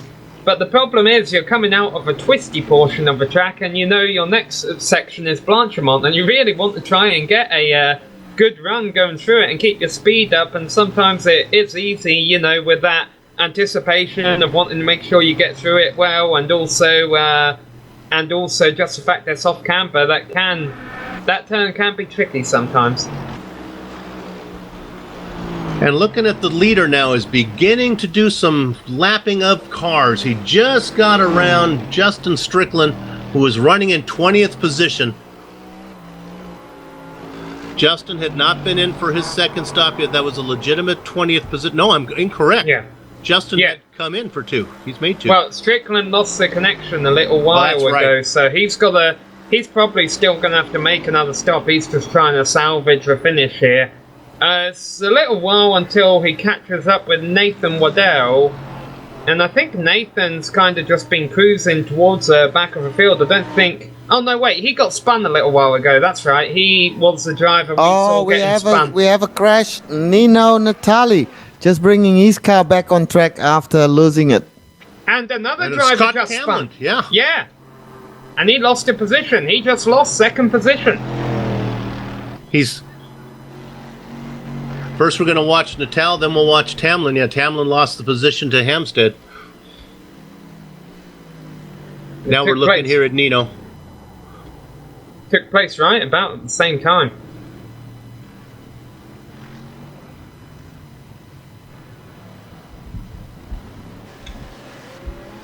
Nino was running in about 12th position when he spun. Yeah, and Tamlin's takes place coming out of Blanchemont on the way down to the bus stop. Fortunately, his spin mostly took place in the grass, but the bad news is it did cost him second position to Richard Hampstead, and in fact now he has Gary Hamilton not too far behind him in fourth. He did a pretty nice Danny Sullivan here. Well, actually not. He didn't actually spin around. He brought it back the whole way, got it pointed straight. It's kind of a 180 going clockwise and a 180 going counterclockwise. My geometry teacher tells me that's them back straight again. There he goes. So we're going to go on board now with green eggs. Yeah, the other problem, of course, with Tamlin's spin is not only is he now on old tyres, but he's now on old tyres that might be quite a bit worn, and now that he has two cars catching him up from behind, Gary Hamilton and Jake Maloney, he might not be in third for much longer.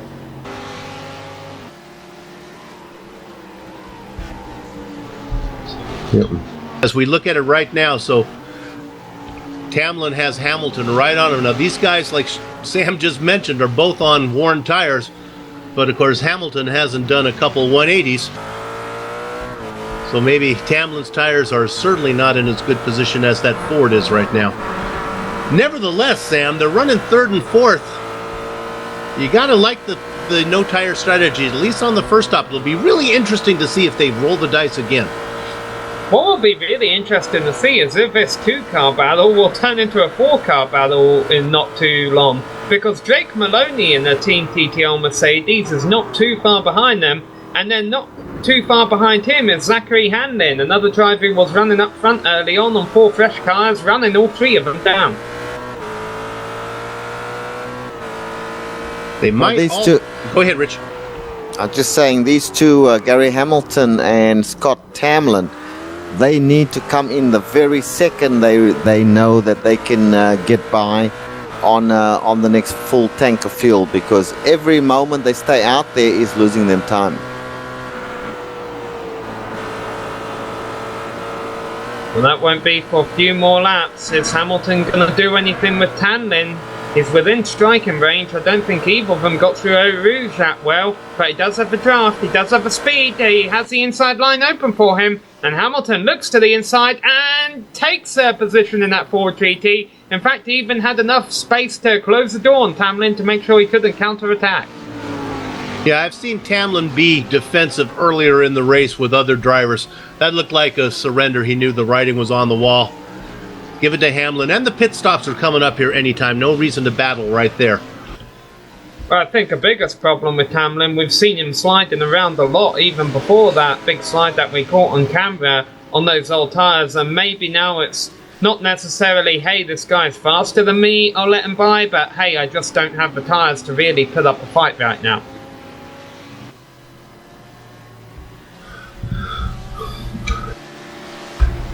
Now the good news is for Tamlin and Hamilton is the drivers right behind them, Maloney and Hanlon, are on the same pit strategy as they did not take tires either. In fact, all the drivers behind them, if I look here at the well, let me make sure I'm getting this right. I think Hanlon in sixth probably took tires, but one way or another, Hanlon's definitely running them down. He's been running 217s while these drivers have been running 219s. You're right, Stan. Hanlon did take tires, Maloney did not. So Hanlon might be in the best position of all those guys. He could maybe afford to not take tires this time and jump several positions. I think he might be about to jump several positions in the next few laps. I think we're really going to want to keep a camera on Hanlon for the next 2 or 3 laps here.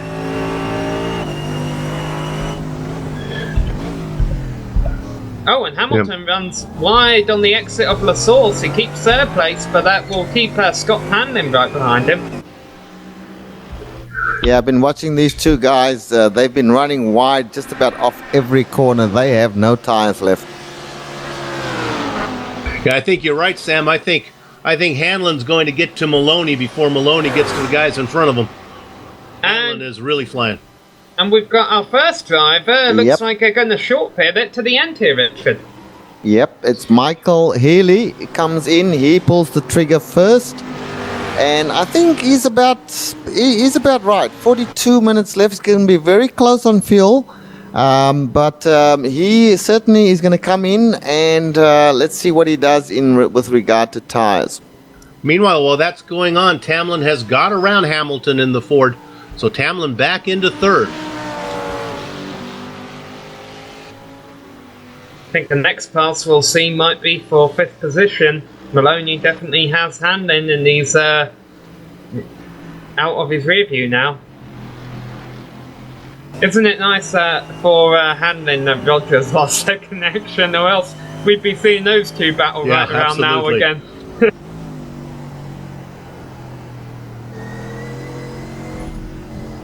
Your leader still Dylan Sharman. Richard Hampstead, that gap about 12 seconds. It's about another 8 seconds back to this battle of Hamilton. And we're looking here, we're right on board with Hamlin, looking ahead of Maloney. Hamilton and Tamlin right ahead of him. Then the battle that's going to heat up here pretty quick. Hamlin Well, guys, Healy's coming out of the pits already, so no tires for Healy. And he'll be slotting in somewhere around, where is he now? Healy, about 15th position. And Hamilton comes in. You mentioned it, Richard. As soon as this pit window opened, Hamilton would want to come in and get new tyres. Maloney going to do the same thing. Yep. I think Scott Tamlin's still out there going around one more time, but we expect him to come in very soon. And I guess this would be a sure sign that Hamilton and Maloney are probably coming in definitely to try and get new tyres, so they might be in their stall for a bit. Hamilton just makes it around the fast food order window. Now pulling down pit lane looking for his box. Pickering in as well. He's still got that damage to his car. Doesn't seem to be hurting him too much back end 7. Yeah, he's done really well, even with the damage that, and it looks a lot worse than it actually is. Don't know if that's what Pickering will tell us when he gets out of the car. We'll have to. But Richard's right though. You know, sometimes you could have artificial, not artificial, cosmetic damage, and it doesn't affect the handling of your car too much. It might affect its top speed. What's really worse is when you get in an incident that kicks out the toe a bit. Up goes the jacks on Gary Hamilton's car. Certainly taking tyres as we knew he would, and out he comes. That's a fast pit stop though, Samuel. Yeah, I'm wondering if that's just a characteristic of a Ford GT. 15-second pit stop for Hamilton. Oh, okay. He's going on one set of tyres to the end then, most likely. Let me double check that again. No, Sharman. that's not right. It's Sorry. got 28 seconds. Yeah, 28 seconds. Sharman into the pits, our race leader on lap 35. Yeah, a couple of others as well. Further back, Mark Simon there, Strickland coming in as well. But Dylan Sharman is one we want to watch. I'm gonna guess that Hamilton maybe only took 2 tires. Richard, would that be something you would consider doing in a GT3? I'm not sure. Look, they don't put the tires on side by side. It's rear and front, right. I believe. So that would be crazy. Yeah, they're one at a time. So even a 29-second stop is relatively quick. It feels like only 2 tires. Yeah, it had to be only 2 tires, but we'll see. So I'm not sure which tires he changed, because you can't tell when you're looking at the car in the pits. I would almost think that it would be either maybe 2 front tires. I don't know if I'd want... The car would get so unbalanced if I did just left sides. Yeah, it's in real life. Obviously, you would see guys scurrying around with tires, but in the virtual world, there are no guys. You only see the car going up and down, and you can't see what's happening. Yeah, I mean, 2 rear tyres, the only way that would really help you would be on corner exit. Slow speed turns, which really the only place you'd want that here is coming out of La Source. The rest of the turns aren't really too slow. Meanwhile, our 3 drivers, well, actually a few drivers leading the field who have yet to pit. Yeah, Richard Hampstead, and then Hanlon, we were talking about him on the newer tyres, catching up the cars in front, and now he's looking for second. And as our leader coming out is Sharman exiting the pits, right? Is that what I'm looking at? Sharman just coming out. Yeah, just coming out. And look who he's... And there's Hamilton. Got around him. Hamilton back out in front. And the other, Samuel, the other thing that's interesting is that Scott Tamlin hasn't come in yet for his pit stop.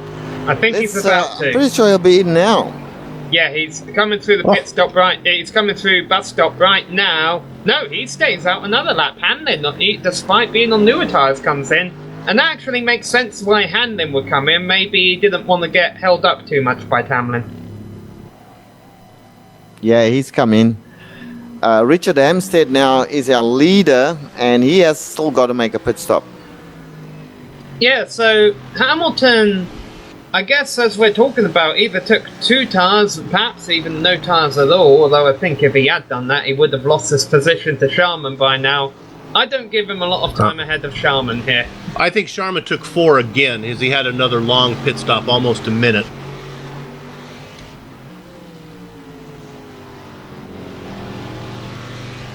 Well, once all the pit stops are done and dusted, we'll know the race order. Let's see, Sharman's definitely got some overtaking opportunities coming up in this portion of the track. See, but that opens the door now for Hampstead to, as he's yet to come in for that second stop. That allows him some options. He could maybe go 2 or none. He certainly doesn't have the pace to. Here's my thinking, boys. If I'm Hampstead, if I take 4 tires, there's no way I'm going to run down the leader of Sharman. But if I take no tires, that gives me a shot. At least I can defend. Well, I think you're right, Bill. I think our director brought up a good point here. Do we know that Sharman took 4 tires? Because I would have thought he would have disposed of Hamilton by now had that been the case. But it looks like he's been sliding around a little bit on the outlap. Well, it was a 54-second stop for Sharman. So you would hope he would have taken 4. Well, here it goes. He's got Hamilton now. He should be able to get him down the Kemmel Straight here. And I think Bill's right. If I were Richard Hampstead, you've got to gamble now. It's the only way you can have a shot at winning the race. Oh, there he is!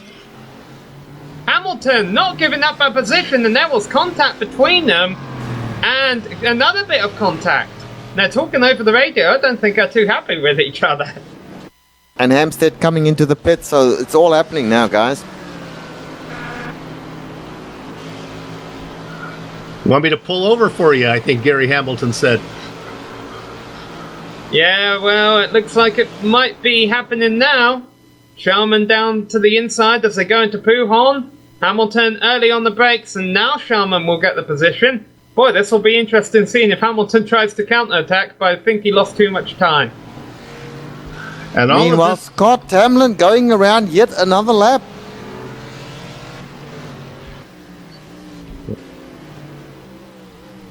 Yeah, we're going to keep on this replay the watch-free pass be made. Well, Scott Tamlin trying to work a one-stop strategy, it looks like. And Hampstead now just pulling into his pit box. And that battling that was going on as we watch the replay here, the battling that we see right on replay here, that all plays into Hampstead's favor. Absolutely. Meanwhile, Hanlon stopped, hasn't he? And he's came out in front of Sharman. Now, I guess that means Hamlin, because he took 4 tyres on his first stop, maybe he's using the strategy of no tyres here. So no tyres for Hampstead. No tyres for Hampstead. That's what we thought may happen. No tires. He's going to put him out in front. It's just a matter of how long can he hold on. So Tamlin leads but has yet to pit. Hampstead is in second on no tyres. He has a huge gap over Hanlin in third, also on no tyres. And then Sharman on fourth is coming fast. He's pretty much been the fastest car today. But how much damage has he got from that contact with Hamilton? Yep, Hanlon has made his second stop, so he's running. He's done. So the only driver still to stop, then, I guess, is Scott Tamlin that we're looking at, of our leaders. He's had an entertaining race, hasn't he? And now he finally comes in on lap 38. And Jeremiah Morden also needs to come in as well, currently running, but he'll fall way back here. Yeah, I'm sorry, I completely passed over him. Solid race there by Morton. Running third, but needs that one more stop.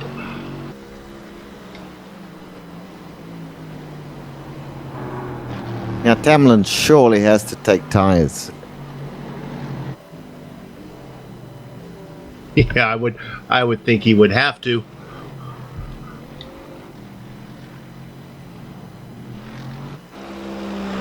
We won't find out for a few more seconds. He's taking that long run down there. This obviously will put Hampstead into the lead.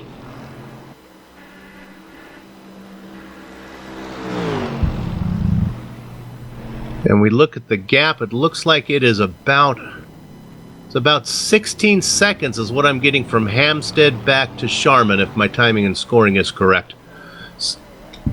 Alright, now Tamlin's pitting. Now, we don't think he'll have too long a stop because he won't have to take that much fuel. So if he does have a quick stop, it could be that he took tyres, but he just didn't have to wait that long on fuel.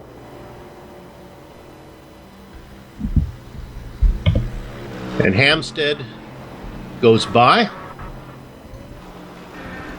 Well, Tamlin's coming out now, and that was a 21-second stop. Doesn't look like he took tyres. He's gambling awfully big. And here comes, he's out in front I believe because here comes Hanlon. Tamlin is out, and Hamlin's right behind him. Yeah, and of course, right now, Hanlon has a big speed advantage because Tamlin was still picking up speed coming out of the pits. So, Hampstead leads, no tyres. Tamlin second, no tyres, all race. Hanlon in third position, he took no tyres on this last stop. And then Dylan Sharman in fourth place. The big question is going to be how can Sharman dispose of these 3 cars in front of him before the time is up? Less than half an hour to go. Well, it won't be long till he gets to Zachary Hanlon here, as he's got him in sight. So that's spot number 1.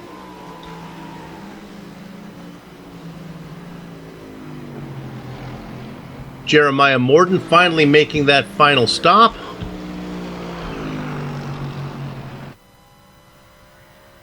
If I were to make a prediction, I would say that Richard Hampstead can probably hang on.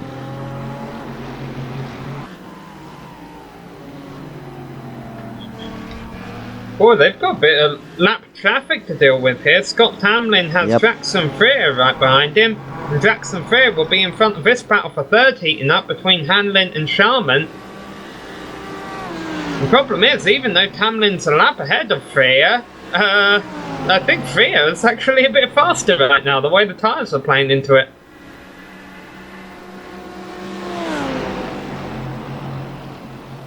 Yeah, I liked Tamlin's call. I liked everything what Tamlin was doing until he didn't take tyres on that second stop. I really think he should have taken at least 2 there. Maybe he did. If he did, he has an awesome pit crew. And Freer's going to pull out of the way and let these leaders race amongst themselves.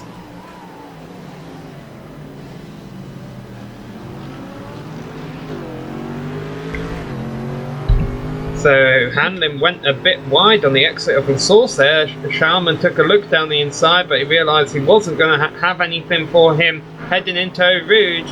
It's going to be the run out of Radalon that this battle for third is going to heat up. And they're both gobbling up right ahead of him as Tamlin. They are coming in really close as Tamlin looks out his rearview mirror at the two cars going side by side behind him. Oh, they're close, Sam. Look at Hamlin force Sharman as far wide as he could. Sharman's going to get it done. Not yet. Wow. Oh, and Hamlin they make contact. closes the door, pushes Sharman off the track. Boy, no one is just letting Sharman by. He's had to race Hamilton, now he's having to race Hamlin. Yeah, pretty And bad Richard- driving from Hamlin there. I don't like that tactic of squeezing the other driver, trying to push them off the track. I think that's really inconsiderate driving. And he spins And he touches Tamlin around. He looks down the inside for second position, a late move in Pujon, and around goes Scott Tamlin. He's going to lose a lot of ground now. Tamlin loses position to Hamilton. Moves Hamilton up into a fourth spot. Hamlin still holds on to second, ahead of Sharman. You can see Hamlin there, the middle white car, the one in the sandwich right there. He puts a nose inside. That's close to a dive bomb. Meanwhile, right up in front right now, they're going at it again. Hamlin and Sharman. Sharman trying on the outside through Blanchimont, going to try to They beat Max touch again. Verstappen. They make contact again. Boy, this hasn't been a clean again. lap by Hamlin. And Sharman's going to take a position. He had to use the runoff area to make it happen. I don't know if that's allowed. If they say no, then he'll argue, hey, I was forced out there because of contact.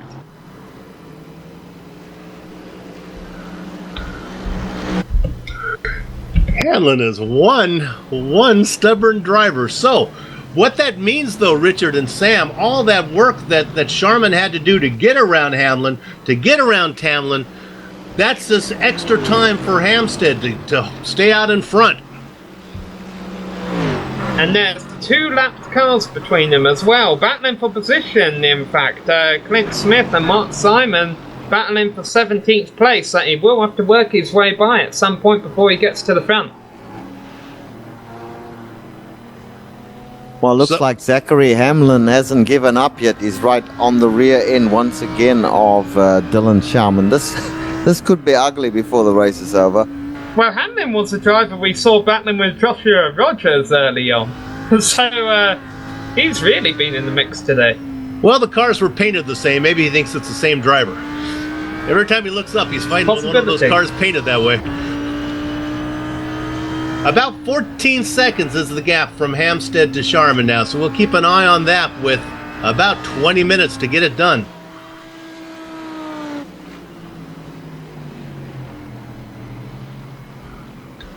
I believe Hampstead called it perfectly. Taking no tires on the second stint is the go, as Samuel kind of intimated earlier on. Yeah, because he took tyres on the first stint, which cost him time, but he was able to compensate for that in the second run. He was able to pass the cars, and then when he was kind of back in the fight at the end of the second stint, they had to take 4 tyres. Those who hadn't taken tyres early on, he took no tyres and got track position. He has 14 seconds of it now. How fast can Sharman go in the last 23 minutes? Possible that the track has rubbered in too a little bit on the second time around. Maybe makes it a little easier to go with those old shoes.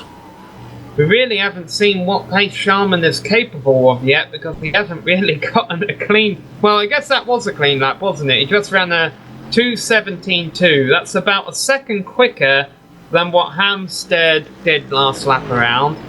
1 second a lap, you would need 13 laps. In 22 minutes, they're not going to do 13 laps around here. They're going to do probably about 10. Probably less than that. Well, we'll keep an eye on that interval. Now 13 and a half. Let's take a Oh. second to run down your top 10. Go ahead, Sam. Jeremiah Morton just lost the internet connection. That was a shame. He'd been running up there. We saw Morton running up, actually, as far up to third. Of course, he hadn't made his pit stop yet, was currently running about a legitimate 14th position.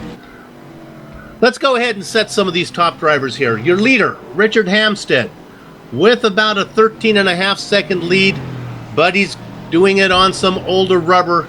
Then his teammate Dylan Sharman, running in second place, has now distanced himself ahead of Zachary Hanlon. Then Gary Hamilton, we think, took 2 in the Ford, 2 new tires, running in 4th. Got around Scott Tamlin after Tamlin had his little incident with Hanlon. Jake Maloney running back there in 6th position. Michael Healy got that 7th spot, a nice quiet 7th from him.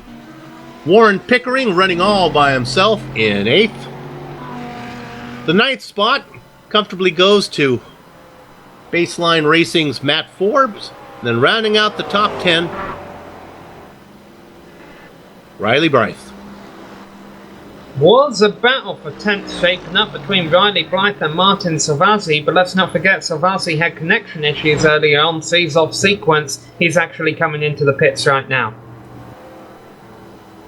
Yeah, he's going to turn over that position, probably going to fall back. He was running in 11th, probably fall behind David Jellings and Nino Natal.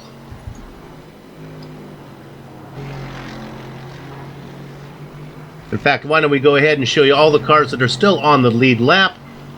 We can go back to Simon Fiegel. And then the last car on the lead lap, the McLaren. He's had an eventful day, Justin Strickland. And it won't be long as the leader is coming up behind him that he goes a lap down. Yeah, he was a lap down before that last round of stops, so I'm guessing he played a bit of a strategy call to get him back on the lead lap. And that time around, Hampstead was only half a second slower than Sharman, so it's definitely looking to play into Hampstead's hands right now. Let's not forget that Hampstead and Sharman, even before all the pit stops and strategy began playing out, that those two were the ones dominating the race, running 1-2 by themselves while there was a battle going on for third. We figured it would be between them for the win, and what strategy calls would they play? Would they break up? Would they do the same strategy? They seem to have done entirely different strategies. It's played off the best for Hampstead, who, despite starting in second, led away at the start pretty much, and also has fastest lap almost to his name. And Sam and Richard, I know this gets a bit confusing, but if it gets close and Sharman starts to run down Hampstead, it could really turn into when Hampstead crosses the start-finish line to get the white flag. In theory, you could almost slow down to have the race end sooner if it goes that one extra lap, and Spa being so far around that that could be something you want to think about. You certainly, if I'm Hampstead, I don't want to run any more extra laps than I need to.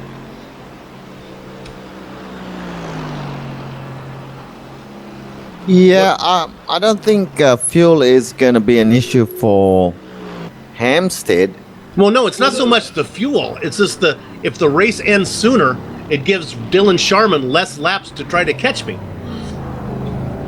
I think you're right, but at the same time, if you got 12 seconds lead with 18 minutes to go, I'd be feeling pretty comfortable, honestly.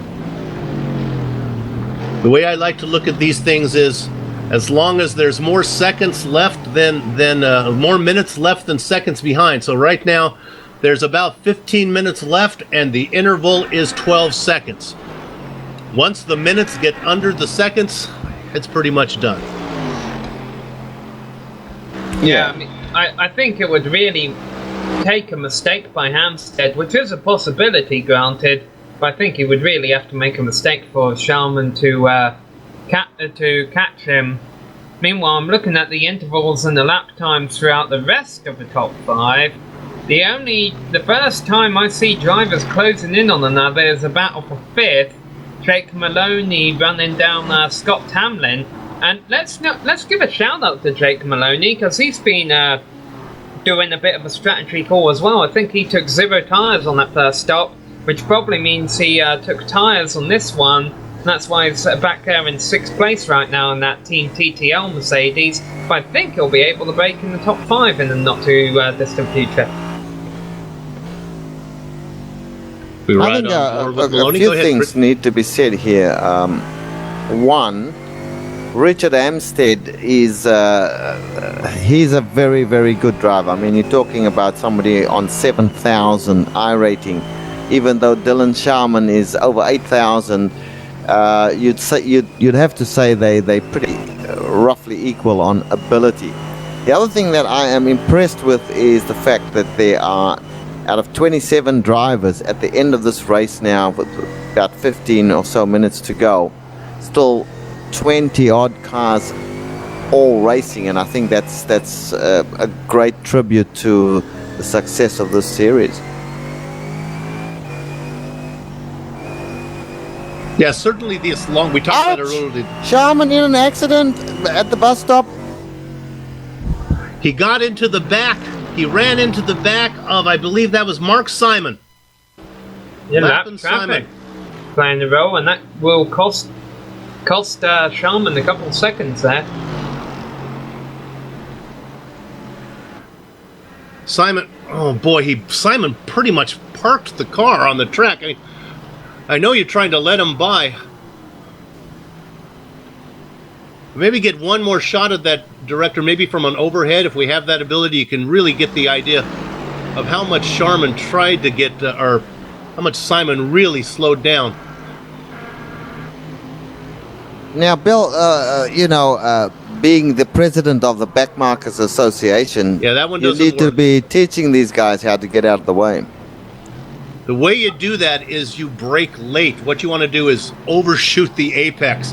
You want to have a late braking point. That way you don't come to a stop, and you want to leave the apex open. I almost think it would have been better to have done it on the front straight where you get a bit more visibility. Meanwhile, I was checking straight line speeds down the Kemmel Straight. Richard Hampstead in an identical car, probably an identical setup, being teammates to Sharman, hit 157 miles an hour. Sharman wasn't too far off. He was just 155, and Hanlon also 155, finding him in 3rd place. I think Sharman may have got away with this one, but it's definitely ruined any chances. Granted, there weren't that much anyway of a chance of victory today. Let's give a tip of the hat to Richard Hampstead. This is will be his 4th consecutive win. And Richard and Sam, it's come on different formats. He's won on 1-hour races. He's won at 2-hour mini enduros. He's run out on these little sprint races where there's a 20-minute heat and then a 45-minute race, and then he's won on the 15-minute heat, 15-minute heat, 20 minutes main event. So whatever you throw at him, he manages to figure it out. Well, he hasn't won yet, Bill. I mean, he could still have a lap car stop in front of him, although granted, I definitely understand what you're saying. 4 straight wins in 4 very different formats. So congrats if he is able to get this done. Only 14 minutes left to go. Meanwhile, we're keeping an eye on this battle for 5th. You see on screen right now, Drake Maloney's catching Scott Tamlin. The eggs are cooling, the jello's jiggling, and the butter's getting hard because Richard Hampstead has this race in the refrigerator. Sharman in 2nd, I think. Let's look for a little bit of drama down there. Hey, I think we got something here. Did you mention this? Tamlin in a battle with Maloney right now. Yep, that's what we're seeing on screen right now. Tamlin has been on the same tyres all race long, despite a half skid. We've really seen him making mistakes as the race has gone on and his tyres have got worn. I think he's a heck of a driver. I'm not so sure about the strategy today. I really think he should have taken some tyres at the end here, because now he's about to fall back to 6th place, and with his lap times dropping off, Michael Healy in 7th is quite far behind. He should be safe in 6th, but right now he's trying to defend 5th on the inside. Maloney late on the brakes. Who will win the race out of Lake Holmes? It's going to be Maloney. Just not a fair fight when you've been racing for an hour and 50 minutes on the same set of tires. We saw Maloney all the way up to third. Very quiet race for him. A nice job. A bit of a nice comeback here from Simon Figel in 13th place right now. He's looking for 12th on Nino Natel in a couple of turns' time because he's been running him down at a rapid rate. Let's not forget Simon ran out of fuel coming down pit entry for his first round of stops. Among the cars he's been trying to pass on his way back up front, he actually spun Nathan Waddell coming out of Blanchimont. This one should be a cleaner put Arso. The inside lane is open if he wants to take it. Yes, Nino Natel is going to run off into no man's land for him.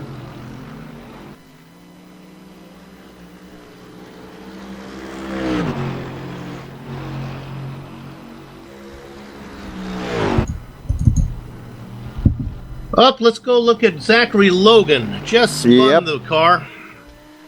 Right as we were talking. It's been an eventful race for Zachary. Still running. I believe Zachary is 13 down, just out there putting in laps. 13 laps down, currently running in 21st. Yeah, right now he's just at a point where he's trying to get to the finish, because even if a car were to retire right now, he wouldn't be able to gain any positions. Martin Silvazzi is off course, I'm being told. He's back on now, though. Maybe before this is over, get a little screen time, make some families happen. How about a little Jeremiah Morden, currently running in 20th position? Inside the top 20, a nice quiet run from him. But I think he hit issues early on. He lost the internet connection. He'd actually would have been running a few spots higher otherwise. We saw some Jackson Freer earlier, running in 19th spot. Can tell that 27 machine has been in the wars a little bit, but still going. Nathan Waddell, let's go there right now as he just looped it as we're talking, bringing it off the grass. Oh, I'm a little bit behind. There we go. And a bit of a shout out to the one of the organizers here, Clint Shane Smith, running a nice quiet race there in his Audi. Got the GSRC logo on the rear and on the front of his car. A kind of a GSRC color scheme. Looks like he doesn't mind showing off a little bit of GSRC, and we do like that, don't we, Bill? We do, and a baby on the way, so certainly if you want a fast ride to the hospital, he's put in the practice today. Whenever I want a fast ride to the hospital, I just jump off of balconies. What Shane has done to practice for the baby is when he goes on iRacing, he has his wife sit right next to him. Actually, in Australia, he'd be sitting on the left-hand side, and she starts moaning and yelling, so he gets practice driving to the hospital. Let's keep going up here. We'll take a quick look at Martin Silvassi, running in 16th position. Oh, Gary Hamilton in the pits from 4th place, late on in the going here. Yeah. Oh my. Interesting. Phil? It could make sense, couldn't it? Yeah, he had a quick second stop. Yep, he calculated incorrectly by the looks of things and has to stop for fuel. I'm pretty sure you'll see it'll just be a splash and go. But that's unfortunate for Gary. He did a great job all the way through. Spiral Slice going to drop behind Scott Tamlin. Maybe Healy's going to get Healy just going around turn 1 right now. I think Healy's going to get there as well.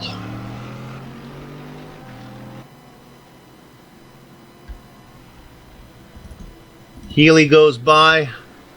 Let's maybe see Pickering. Pickering going to get the spot as well on Hamilton, who's just getting to the box right now. Now, will Hamilton be the only driver we see this for? How many other drivers have short-fueled a bit too much? Yeah, there he goes. He's coming out again, so certainly was a fuel issue. Came in that lap too early on the previous stint. Comes out just ahead of Matt Forbes. It's 8th position then. Well, Sam, you want to build up a little drama? Who else may need to come in? Well, maybe Richard Hampstead needs to come in, out there running all by himself. 5 minutes to go. Don't leave us. Does he have enough fuel? He passes pit lane right now. Oh, David Drellin's coming into the pits, but that's not for short fuel. He's got smoke out the back of a machine and he's missing his hood. I think he just had an incident in the bus stop. The good news about having an incident in the bus stop is you get to go right down pit road. The bad news is I don't think that car will be getting back out on track in the next 8 minutes. Actually, I don't think it was the bus stop, yeah. Well, I guess I was using... He was just limping at home and probably had more problems than the bus stop. We're looking at it right now. In that Converse, green Converse machine. It's orange. Thank you, director. It is Converse, though. At least I can read. Well, the good news is this was still late on in the lap, so he didn't have to drive around too much. But won't mean a whole lot if he doesn't get back out on track.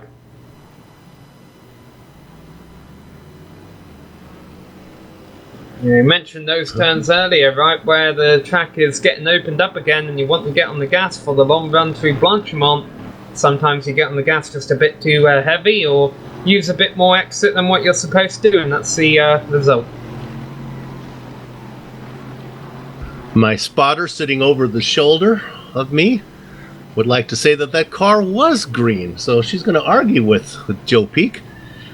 And I've learned never to argue with my spotter, because I love her too much. I believe it was orange, though, as even I looked at it a second time. Richard Hampstead out in front. 3 minutes to go. Yeah, that's and battle anywhere about 5 minutes to go, I guess. Yeah, Sharman is less than 10 seconds behind Hampstead now. Obviously, he's not going to catch him. But that does prove that there's not that much damage to that machine, even after all the contact he was in coming out of that stop, because he is still actually running Hampstead down. Yeah, and Richard Losmer was right, though. Even with the 2 or 3 seconds that he lost in the incident that he had, probably still wouldn't have got there. Let's see, they just crossed the line with about 5 minutes to go, so we've got about 3 laps left here, Richard. Yeah, that's correct. And Richard Hampstead doing a sterling job there. Dylan Sharman chasing hard. Gap's now down to under 10 seconds, but with only 3 laps to go, one can't see him catching a competent driver, very competent driver such as Richard Hampstead.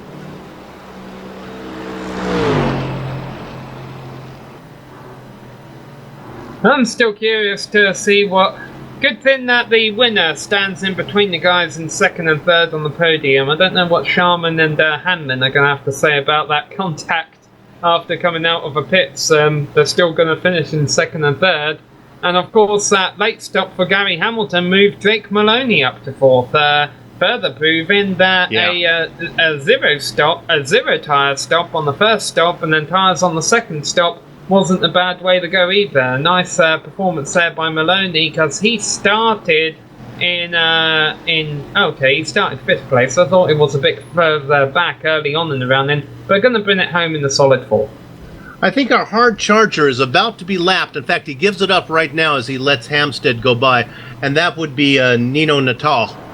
No, I'm going to differ from you there, Bill, or I was going to give a hard charger to Warren Pickering, who had gone from 15th to 6th with damage on his car, but he's just lost the internet connection. He is gone. Look at that. Very big shame. Sad end to the race for Pickering. Like we say, we saw his nose was all bent in, but he was running 7th place. He had moved up 8 spots throughout the race despite that incident. Now it looks like he's going to fail to make it to the finish.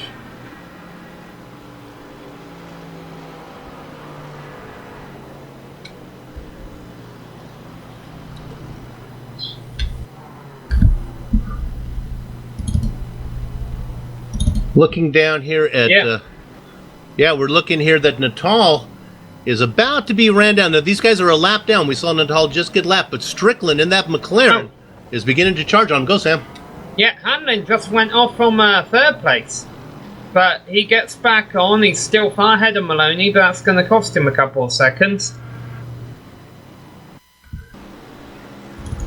And Natal gives the spot up to Strickland. No, is that? I don't think so. Oh, okay, sorry. So he does. Yep, Strickland out in front now. The McLaren making its way up into 12th position. Watching the replay of what happened to Hamlin there, I think Tamlin did a better job. And here's another late pit stop, guys. Mark Simon coming into the pits. Has he run out of fuel, perhaps? Possibility. Martin Silvazzi lost the connection for the second time this race. Well, a while ago we said, well, there's just 3 laps to go, we don't have a lot to talk about, and now it's all happened in these last couple minutes here.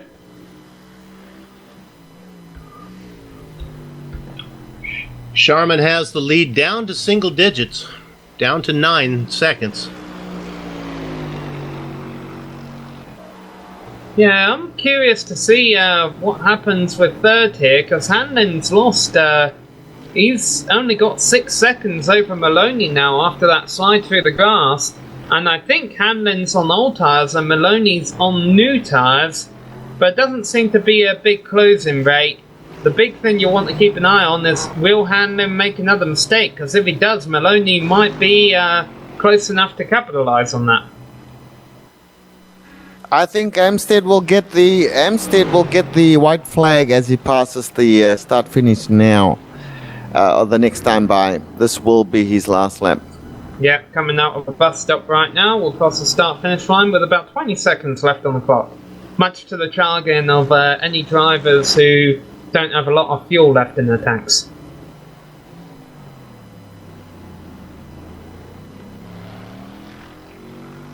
Wow, look at the first car behind Hampstead, Justin Strickland. After losing the connection, he's still in 11th place.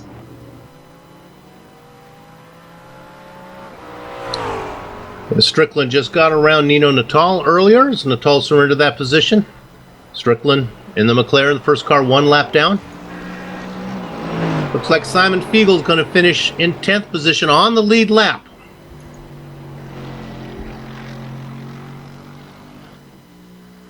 And Bill, if you're looking for a green car, Strickland's car is green. There you go. I'm learning my colors, boys and girls. Soon I will know shapes. Very interesting race, but I think we can say that Richard Amstead's got this one done. He's coming through Puhorn right now. I'm just amazed at some of the drivers who have been able to pull out solid finishes here despite their race not entirely going to plan. Gary Hamilton had the 3-stop. He's going to come home with a 7th. Simon Figel ran out of fuel in pit road. He's going to salvage the top 10. And just mentioned Justin Strickland's problems. Having lost the internet connection, looks like he'll be able to salvage an 11th place finish. And Pickering as well, you mentioned before. He's done a great job as well. Yeah, it looks like he's back on track, but he's going to finish in 16th. Could have finished in the top half of the field, so unfortunate end of the race there for Pickering. But fortunate end of the race here, Bill, for Hampstead. He's coming out of Blanchimont right now, just the bus stop to go. Just the little right and left-hander for Richard Hampstead as he negotiates what we like to call the bus stop. The winner of round number 5 of the iRacing Drivers Association, Richard Green Eggs and Hampstead. Second place, Dylan Sharman. Is he on fuel?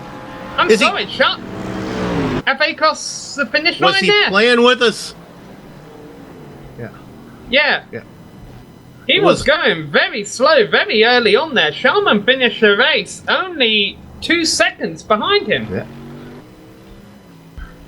Hamlin comes across in third.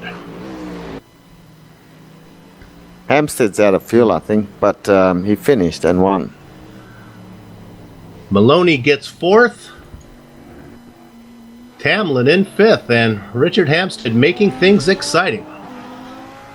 We'll stay with it. Is he just slowing down so he can get a photo up here, or is he legitimately out of fuel? Because, I mean... Cut it awfully close, Sam. 2 seconds. Yeah, I'm gonna say, I can understand slowing down for a photo op, but I would do that after you cross the finish line. Oh, there he goes. He's got fuel. He's just messing with us. Yeah. Troublemaker.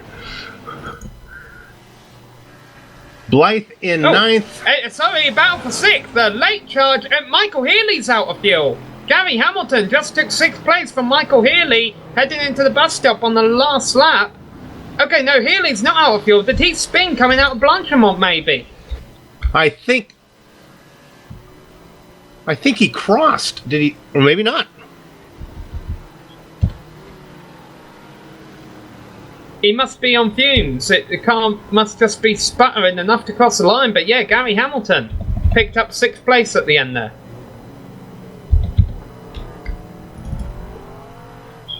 Okay. And I think that rounds out all the cars as Fiegel is coming across now in 10th position, rounding out all the cars on the lead lap. There you have it. We're going to take a short break. We'll be back to run down the entire field, do driver interviews and closing credits. You're watching the Global Sim Racing channel, and we'll be right back.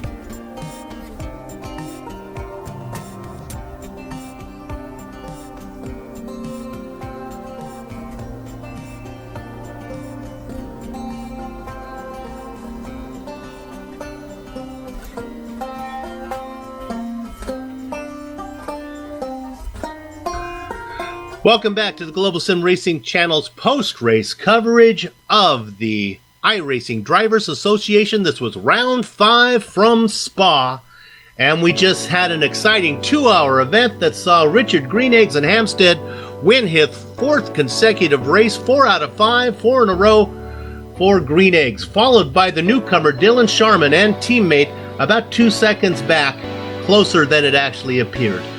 Zachary Hamlin rounds out the podium position. Jake Maloney got 4th, and Scott Tamlin had an eventful race rounding out the top 5. In 6th is Gary Spiral Slice Hamilton. Michael Healy in 7th. The snowman position goes to Michael Forbes in that light blue baseline setup machine. Riley Blythe in 9th, and rounding out the top 10, Simon Fiegel. Sam? Yeah, not only do those cars round up the top 10, they round up the cars left on the lead lap. Now we get to the drivers who fell a lap down. Justin Strickland, because of an internet connection. Nino Natel was making a one-off for the Nutters Motorsport team, and he finished in 12th position ahead of league organiser Clint Smith, who's probably on his way to the hospital now. Mark Simon came home in 14th place ahead of Nathan Waddell, who had a couple of spins, one of which was self-induced, one of which was not. Warren Pickering would have had a nice top 10 finish, lost the connection in the closing moments, came home in 16th. Martin Silvazzi also had internet connections in 17th, as did Jeremiah Morton in 18th. Jackson Fair, we saw what happened to him in the closing moments. I believe he was the one smoking coming down the pits. 19th, oh no, I'm sorry, that was David Drellens in 20th, but Jackson Fair was also involved in an incident earlier on in the race, Richard.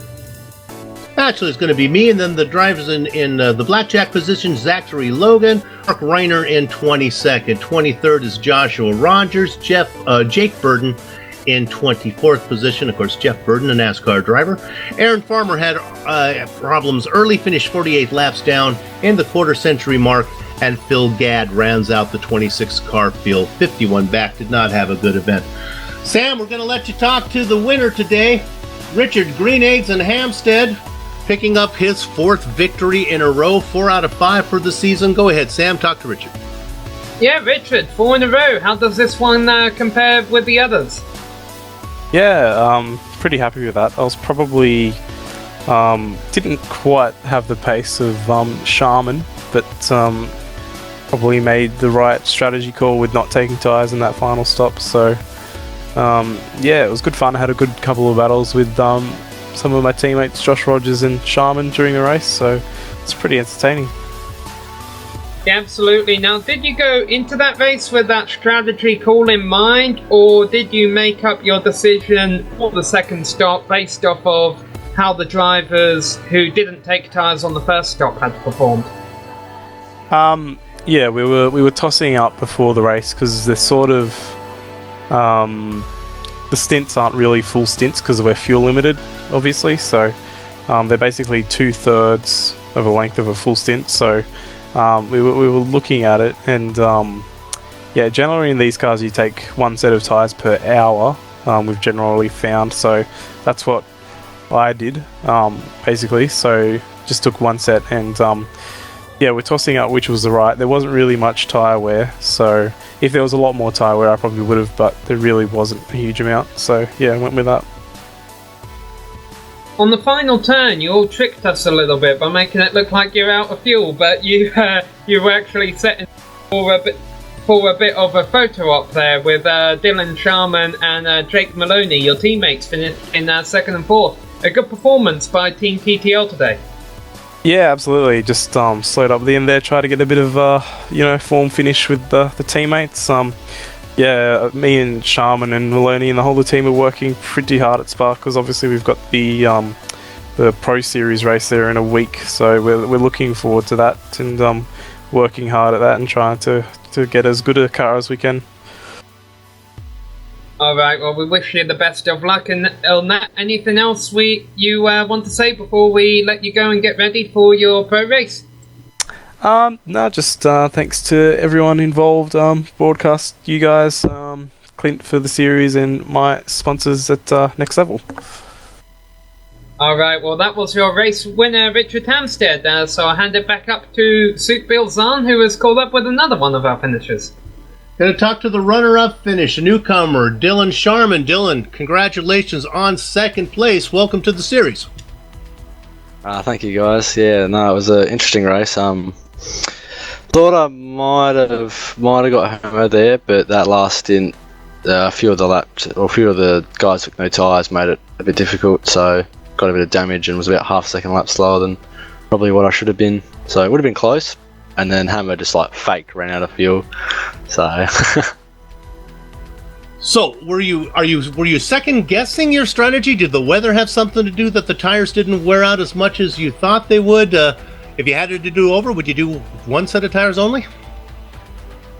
Well, because I was a wild card for this race, and myself and Richard Hampstead are teammates in the Blancpain DWC series, I thought I would try a different strategy to him and see how it would go.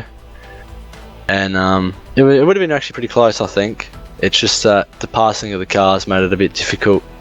And in hindsight, it might have been better to do that one stop potentially, because I did have a huge gap on him. But it was good fun either way. So that's the main thing. Well, you come into the series with an impressive iRacing of 8,300. What is your car of choice? Is it the GT3? Yeah, I've been racing just solely GT3s for a very long time now. I did a bit of Cadillac Cup when that came out, and then went over to the McLaren. So I've mainly been doing GT3 stuff and just focusing on DWC in GT3 now. So that's sort of my main thing that I do. Australia, a big country, a big continent. What part of it are you from? From South Australia. So it's just hitting about 11 p.m. here right now. So it's almost time to go to bed. All right, well, we'll let you go because it's a work day for you tomorrow. So congratulations on your second place. You're going to be back with us. You're going to race some more of this series before the season ends. Yeah, hopefully I can do a few more races and give Hammer a good run for his money and the other guys as well. So we'll see how we go. Hopefully I can get a few more days here and there where I can have a run around. Okay, congratulations. Great to have you. Nice to meet you. Congratulations on second place finish there. Dylan Sharman, second place today. We're going to look now. We're going to talk to a guy. Let's leave Dylan here for a minute. We're going to bring in Jake Maloney. Finished fourth, had a very quiet race. Hey, Jake, you have a copy. Congratulations on a very quiet, very impressive fourth place finish. Yeah, thanks, guys. Fourth, pretty solid in the end. I think I had a slowdown in the first couple of laps, which put me behind some cars, and I think it probably cost a possible third place. But all in all, still a good fun race. Pretty much just hot lapping most of the time. First on the old tyres for the first two stints, and then had a run on fresh tyres and came through with Scott Tamlin and Gary Hamilton in the final stint. Was that your strategy going in to do it that way? Did the race play out the way you thought it would? I had no strategy going in. Originally I was going to take tyres first stop, and then I decided to call an audible and just take no tyres and see how it went. And for most of the middle stint, my original plan was to take no tyres altogether for the race, but then I considered that I could probably, if I got on tyres early enough, I could probably get Tamlin and Hamilton either way, whether they took tyres or not. So I decided to do that in the end, and I think that was probably the best strategy for me. 2-hour race, it seemed like a pretty quiet race for you. Did you have any close incidents out there? Not really. It was pretty quiet. First sort of 10 laps I was following Jake Burton, but he fortunately hit the wall and damaged his car, and then from there it was pretty much just hot lapping, trying to do the best laps I could. Well, let me get you out of here on this question. We're going to ask you the one that we've been asking all season. If you could have a superpower, what would you like? Would you like to be able to fly, be invisible, talk to animals, or read minds? What do you want? I'll take flying, probably. You can get around to as many places as you want. I reckon that's probably the best one. Flying it is. Race drivers always like to take flying. Well, you had a nice flying through the field today. Fourth position, qualified in I believe, where did you qualify here? Qualified in fifth, so up a few spots. A nice quiet race for you. Congratulations, and we hope to see more of you as the season goes on. Yep. Thanks, guys, and thanks for the broadcast, and thanks to TTL and Hyperstimulator for sponsoring.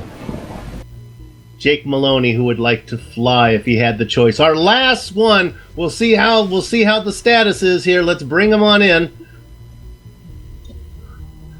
You made it, Clint. You got all the way through the race. How's the little woman? Yeah, no, she's in bed right now, so nothing happening as of yet. What I was suggesting during the race is that you put her like on the left-hand side of you while you're racing, and just have her moaning and yelling to get some practice getting her to the hospital. Are you in charge of driving her to the hospital? Yes, I will be, but after that 2-hour race, if the baby happens to come tonight, I don't think I'll be driving. Have you mapped out your path? How far is it from the house to the hospital? Oh, it's a 10-minute drive just down the road, but we have to make a stop off at my father's place to drop off my son, so that's all planned, ready to go. Everyone's on standby. Well, boy, this is exciting. Hopefully by when we talk to you next time, you'll have if it's a boy or a girl. Having a baby girl this time. Hey, congratulations. Well, let's talk about your race real quick. I guess that's important too. First of all, congratulations on a great series. It was a fun event for you, and you finished up in 13th spot. A nice finish for you today. Yeah, I took a bit of a gamble in that race, actually, because I actually drove the whole race with no tyres. So by the end, I was losing probably about 4 seconds a lap on everyone else. So it probably wasn't the right call to make, but I pretty much worked out I was running 19th most of the race, so I might as well take a gamble and see what I can get out of it. I managed to get 13th place. It's pretty good salvage from this weekend. I'll give you something to hang your hat on. You were the hardest charger, made up the most positions, 9 altogether, so congratulations on that. Do you offhand, do you know what we have coming up next race? What kind of a format it is?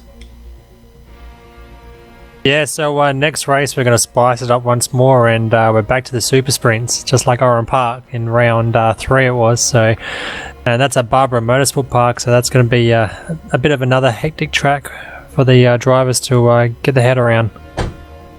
It'll be fun. It always puts on a good event.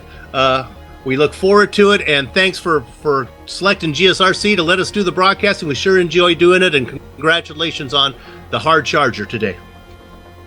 No problem, thank you, and obviously thank you once again to GSRC for broadcasting. And for paying me as well. So congratulations, Clint Smith. GSRC, a wonderful company to work for, and I'm happy to be here, and we are happy to cover the iRacing Driver Association event. Okay, that's going to wrap it up for us as everyone's left me now. As you can see, I'm closing this thing out on my own.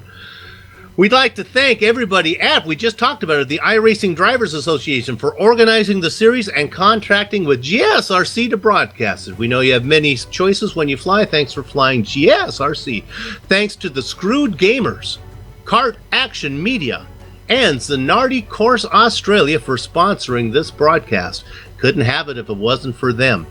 Hey, thanks to all the companies and equipment and software that we see on the screen right now that we use for the broadcast. I don't know what any of it does, but Joe Peak sure does, and he puts it all to good use. The original music that you heard on today's broadcast, now, it doesn't matter where in the world you are, if you're in the northern hemisphere or the southern hemisphere, if you're close to the North Pole, if you're hanging down there near Antarctica, go to the addresses you see there on the screen right now and download some of the digital music of Eric Eckelman and Casey Lalonde. What are you waiting for? It'll change your life. Thanks to my mic mate, Samuel Ryman, our director, Joe Peak, Dougie Beard for his camera locations. Hey, how about a special thanks to Richard Losper coming on here, making all you Australians feel more at home with that accent that my wife finds so attractive. If you'd like to find out more about GSRC, your best bet, of course, you know where to go by now. It's the GlobalSimRacingChannel.com. You know what? If you don't like that, we're also on Twitter we're also on Twitter at GSR Channel and Facebook at the Global Sim Racing Channel. Hey, next race for the iRacing Driver Association is 2 weeks from today. There'll be a new berth by that time, I hope. Round 6 from Barber Motorsports Park. You just heard Clint Smith talking about it. That's going to be the super sprint format. It's going to be a 15-minute sprint race. They invert the order, 15-minute sprint race, and then the order set by that, and then the 20-minute main event. Boy, that's exciting. You don't want to miss that. For details about all the upcoming events, once again, go to globalsimracingchannel.com. And now that all the housekeeping's out of the way, it's time for us to go have fun storming the castle. So until next time, race clean, race hard, and we'll see you on the track.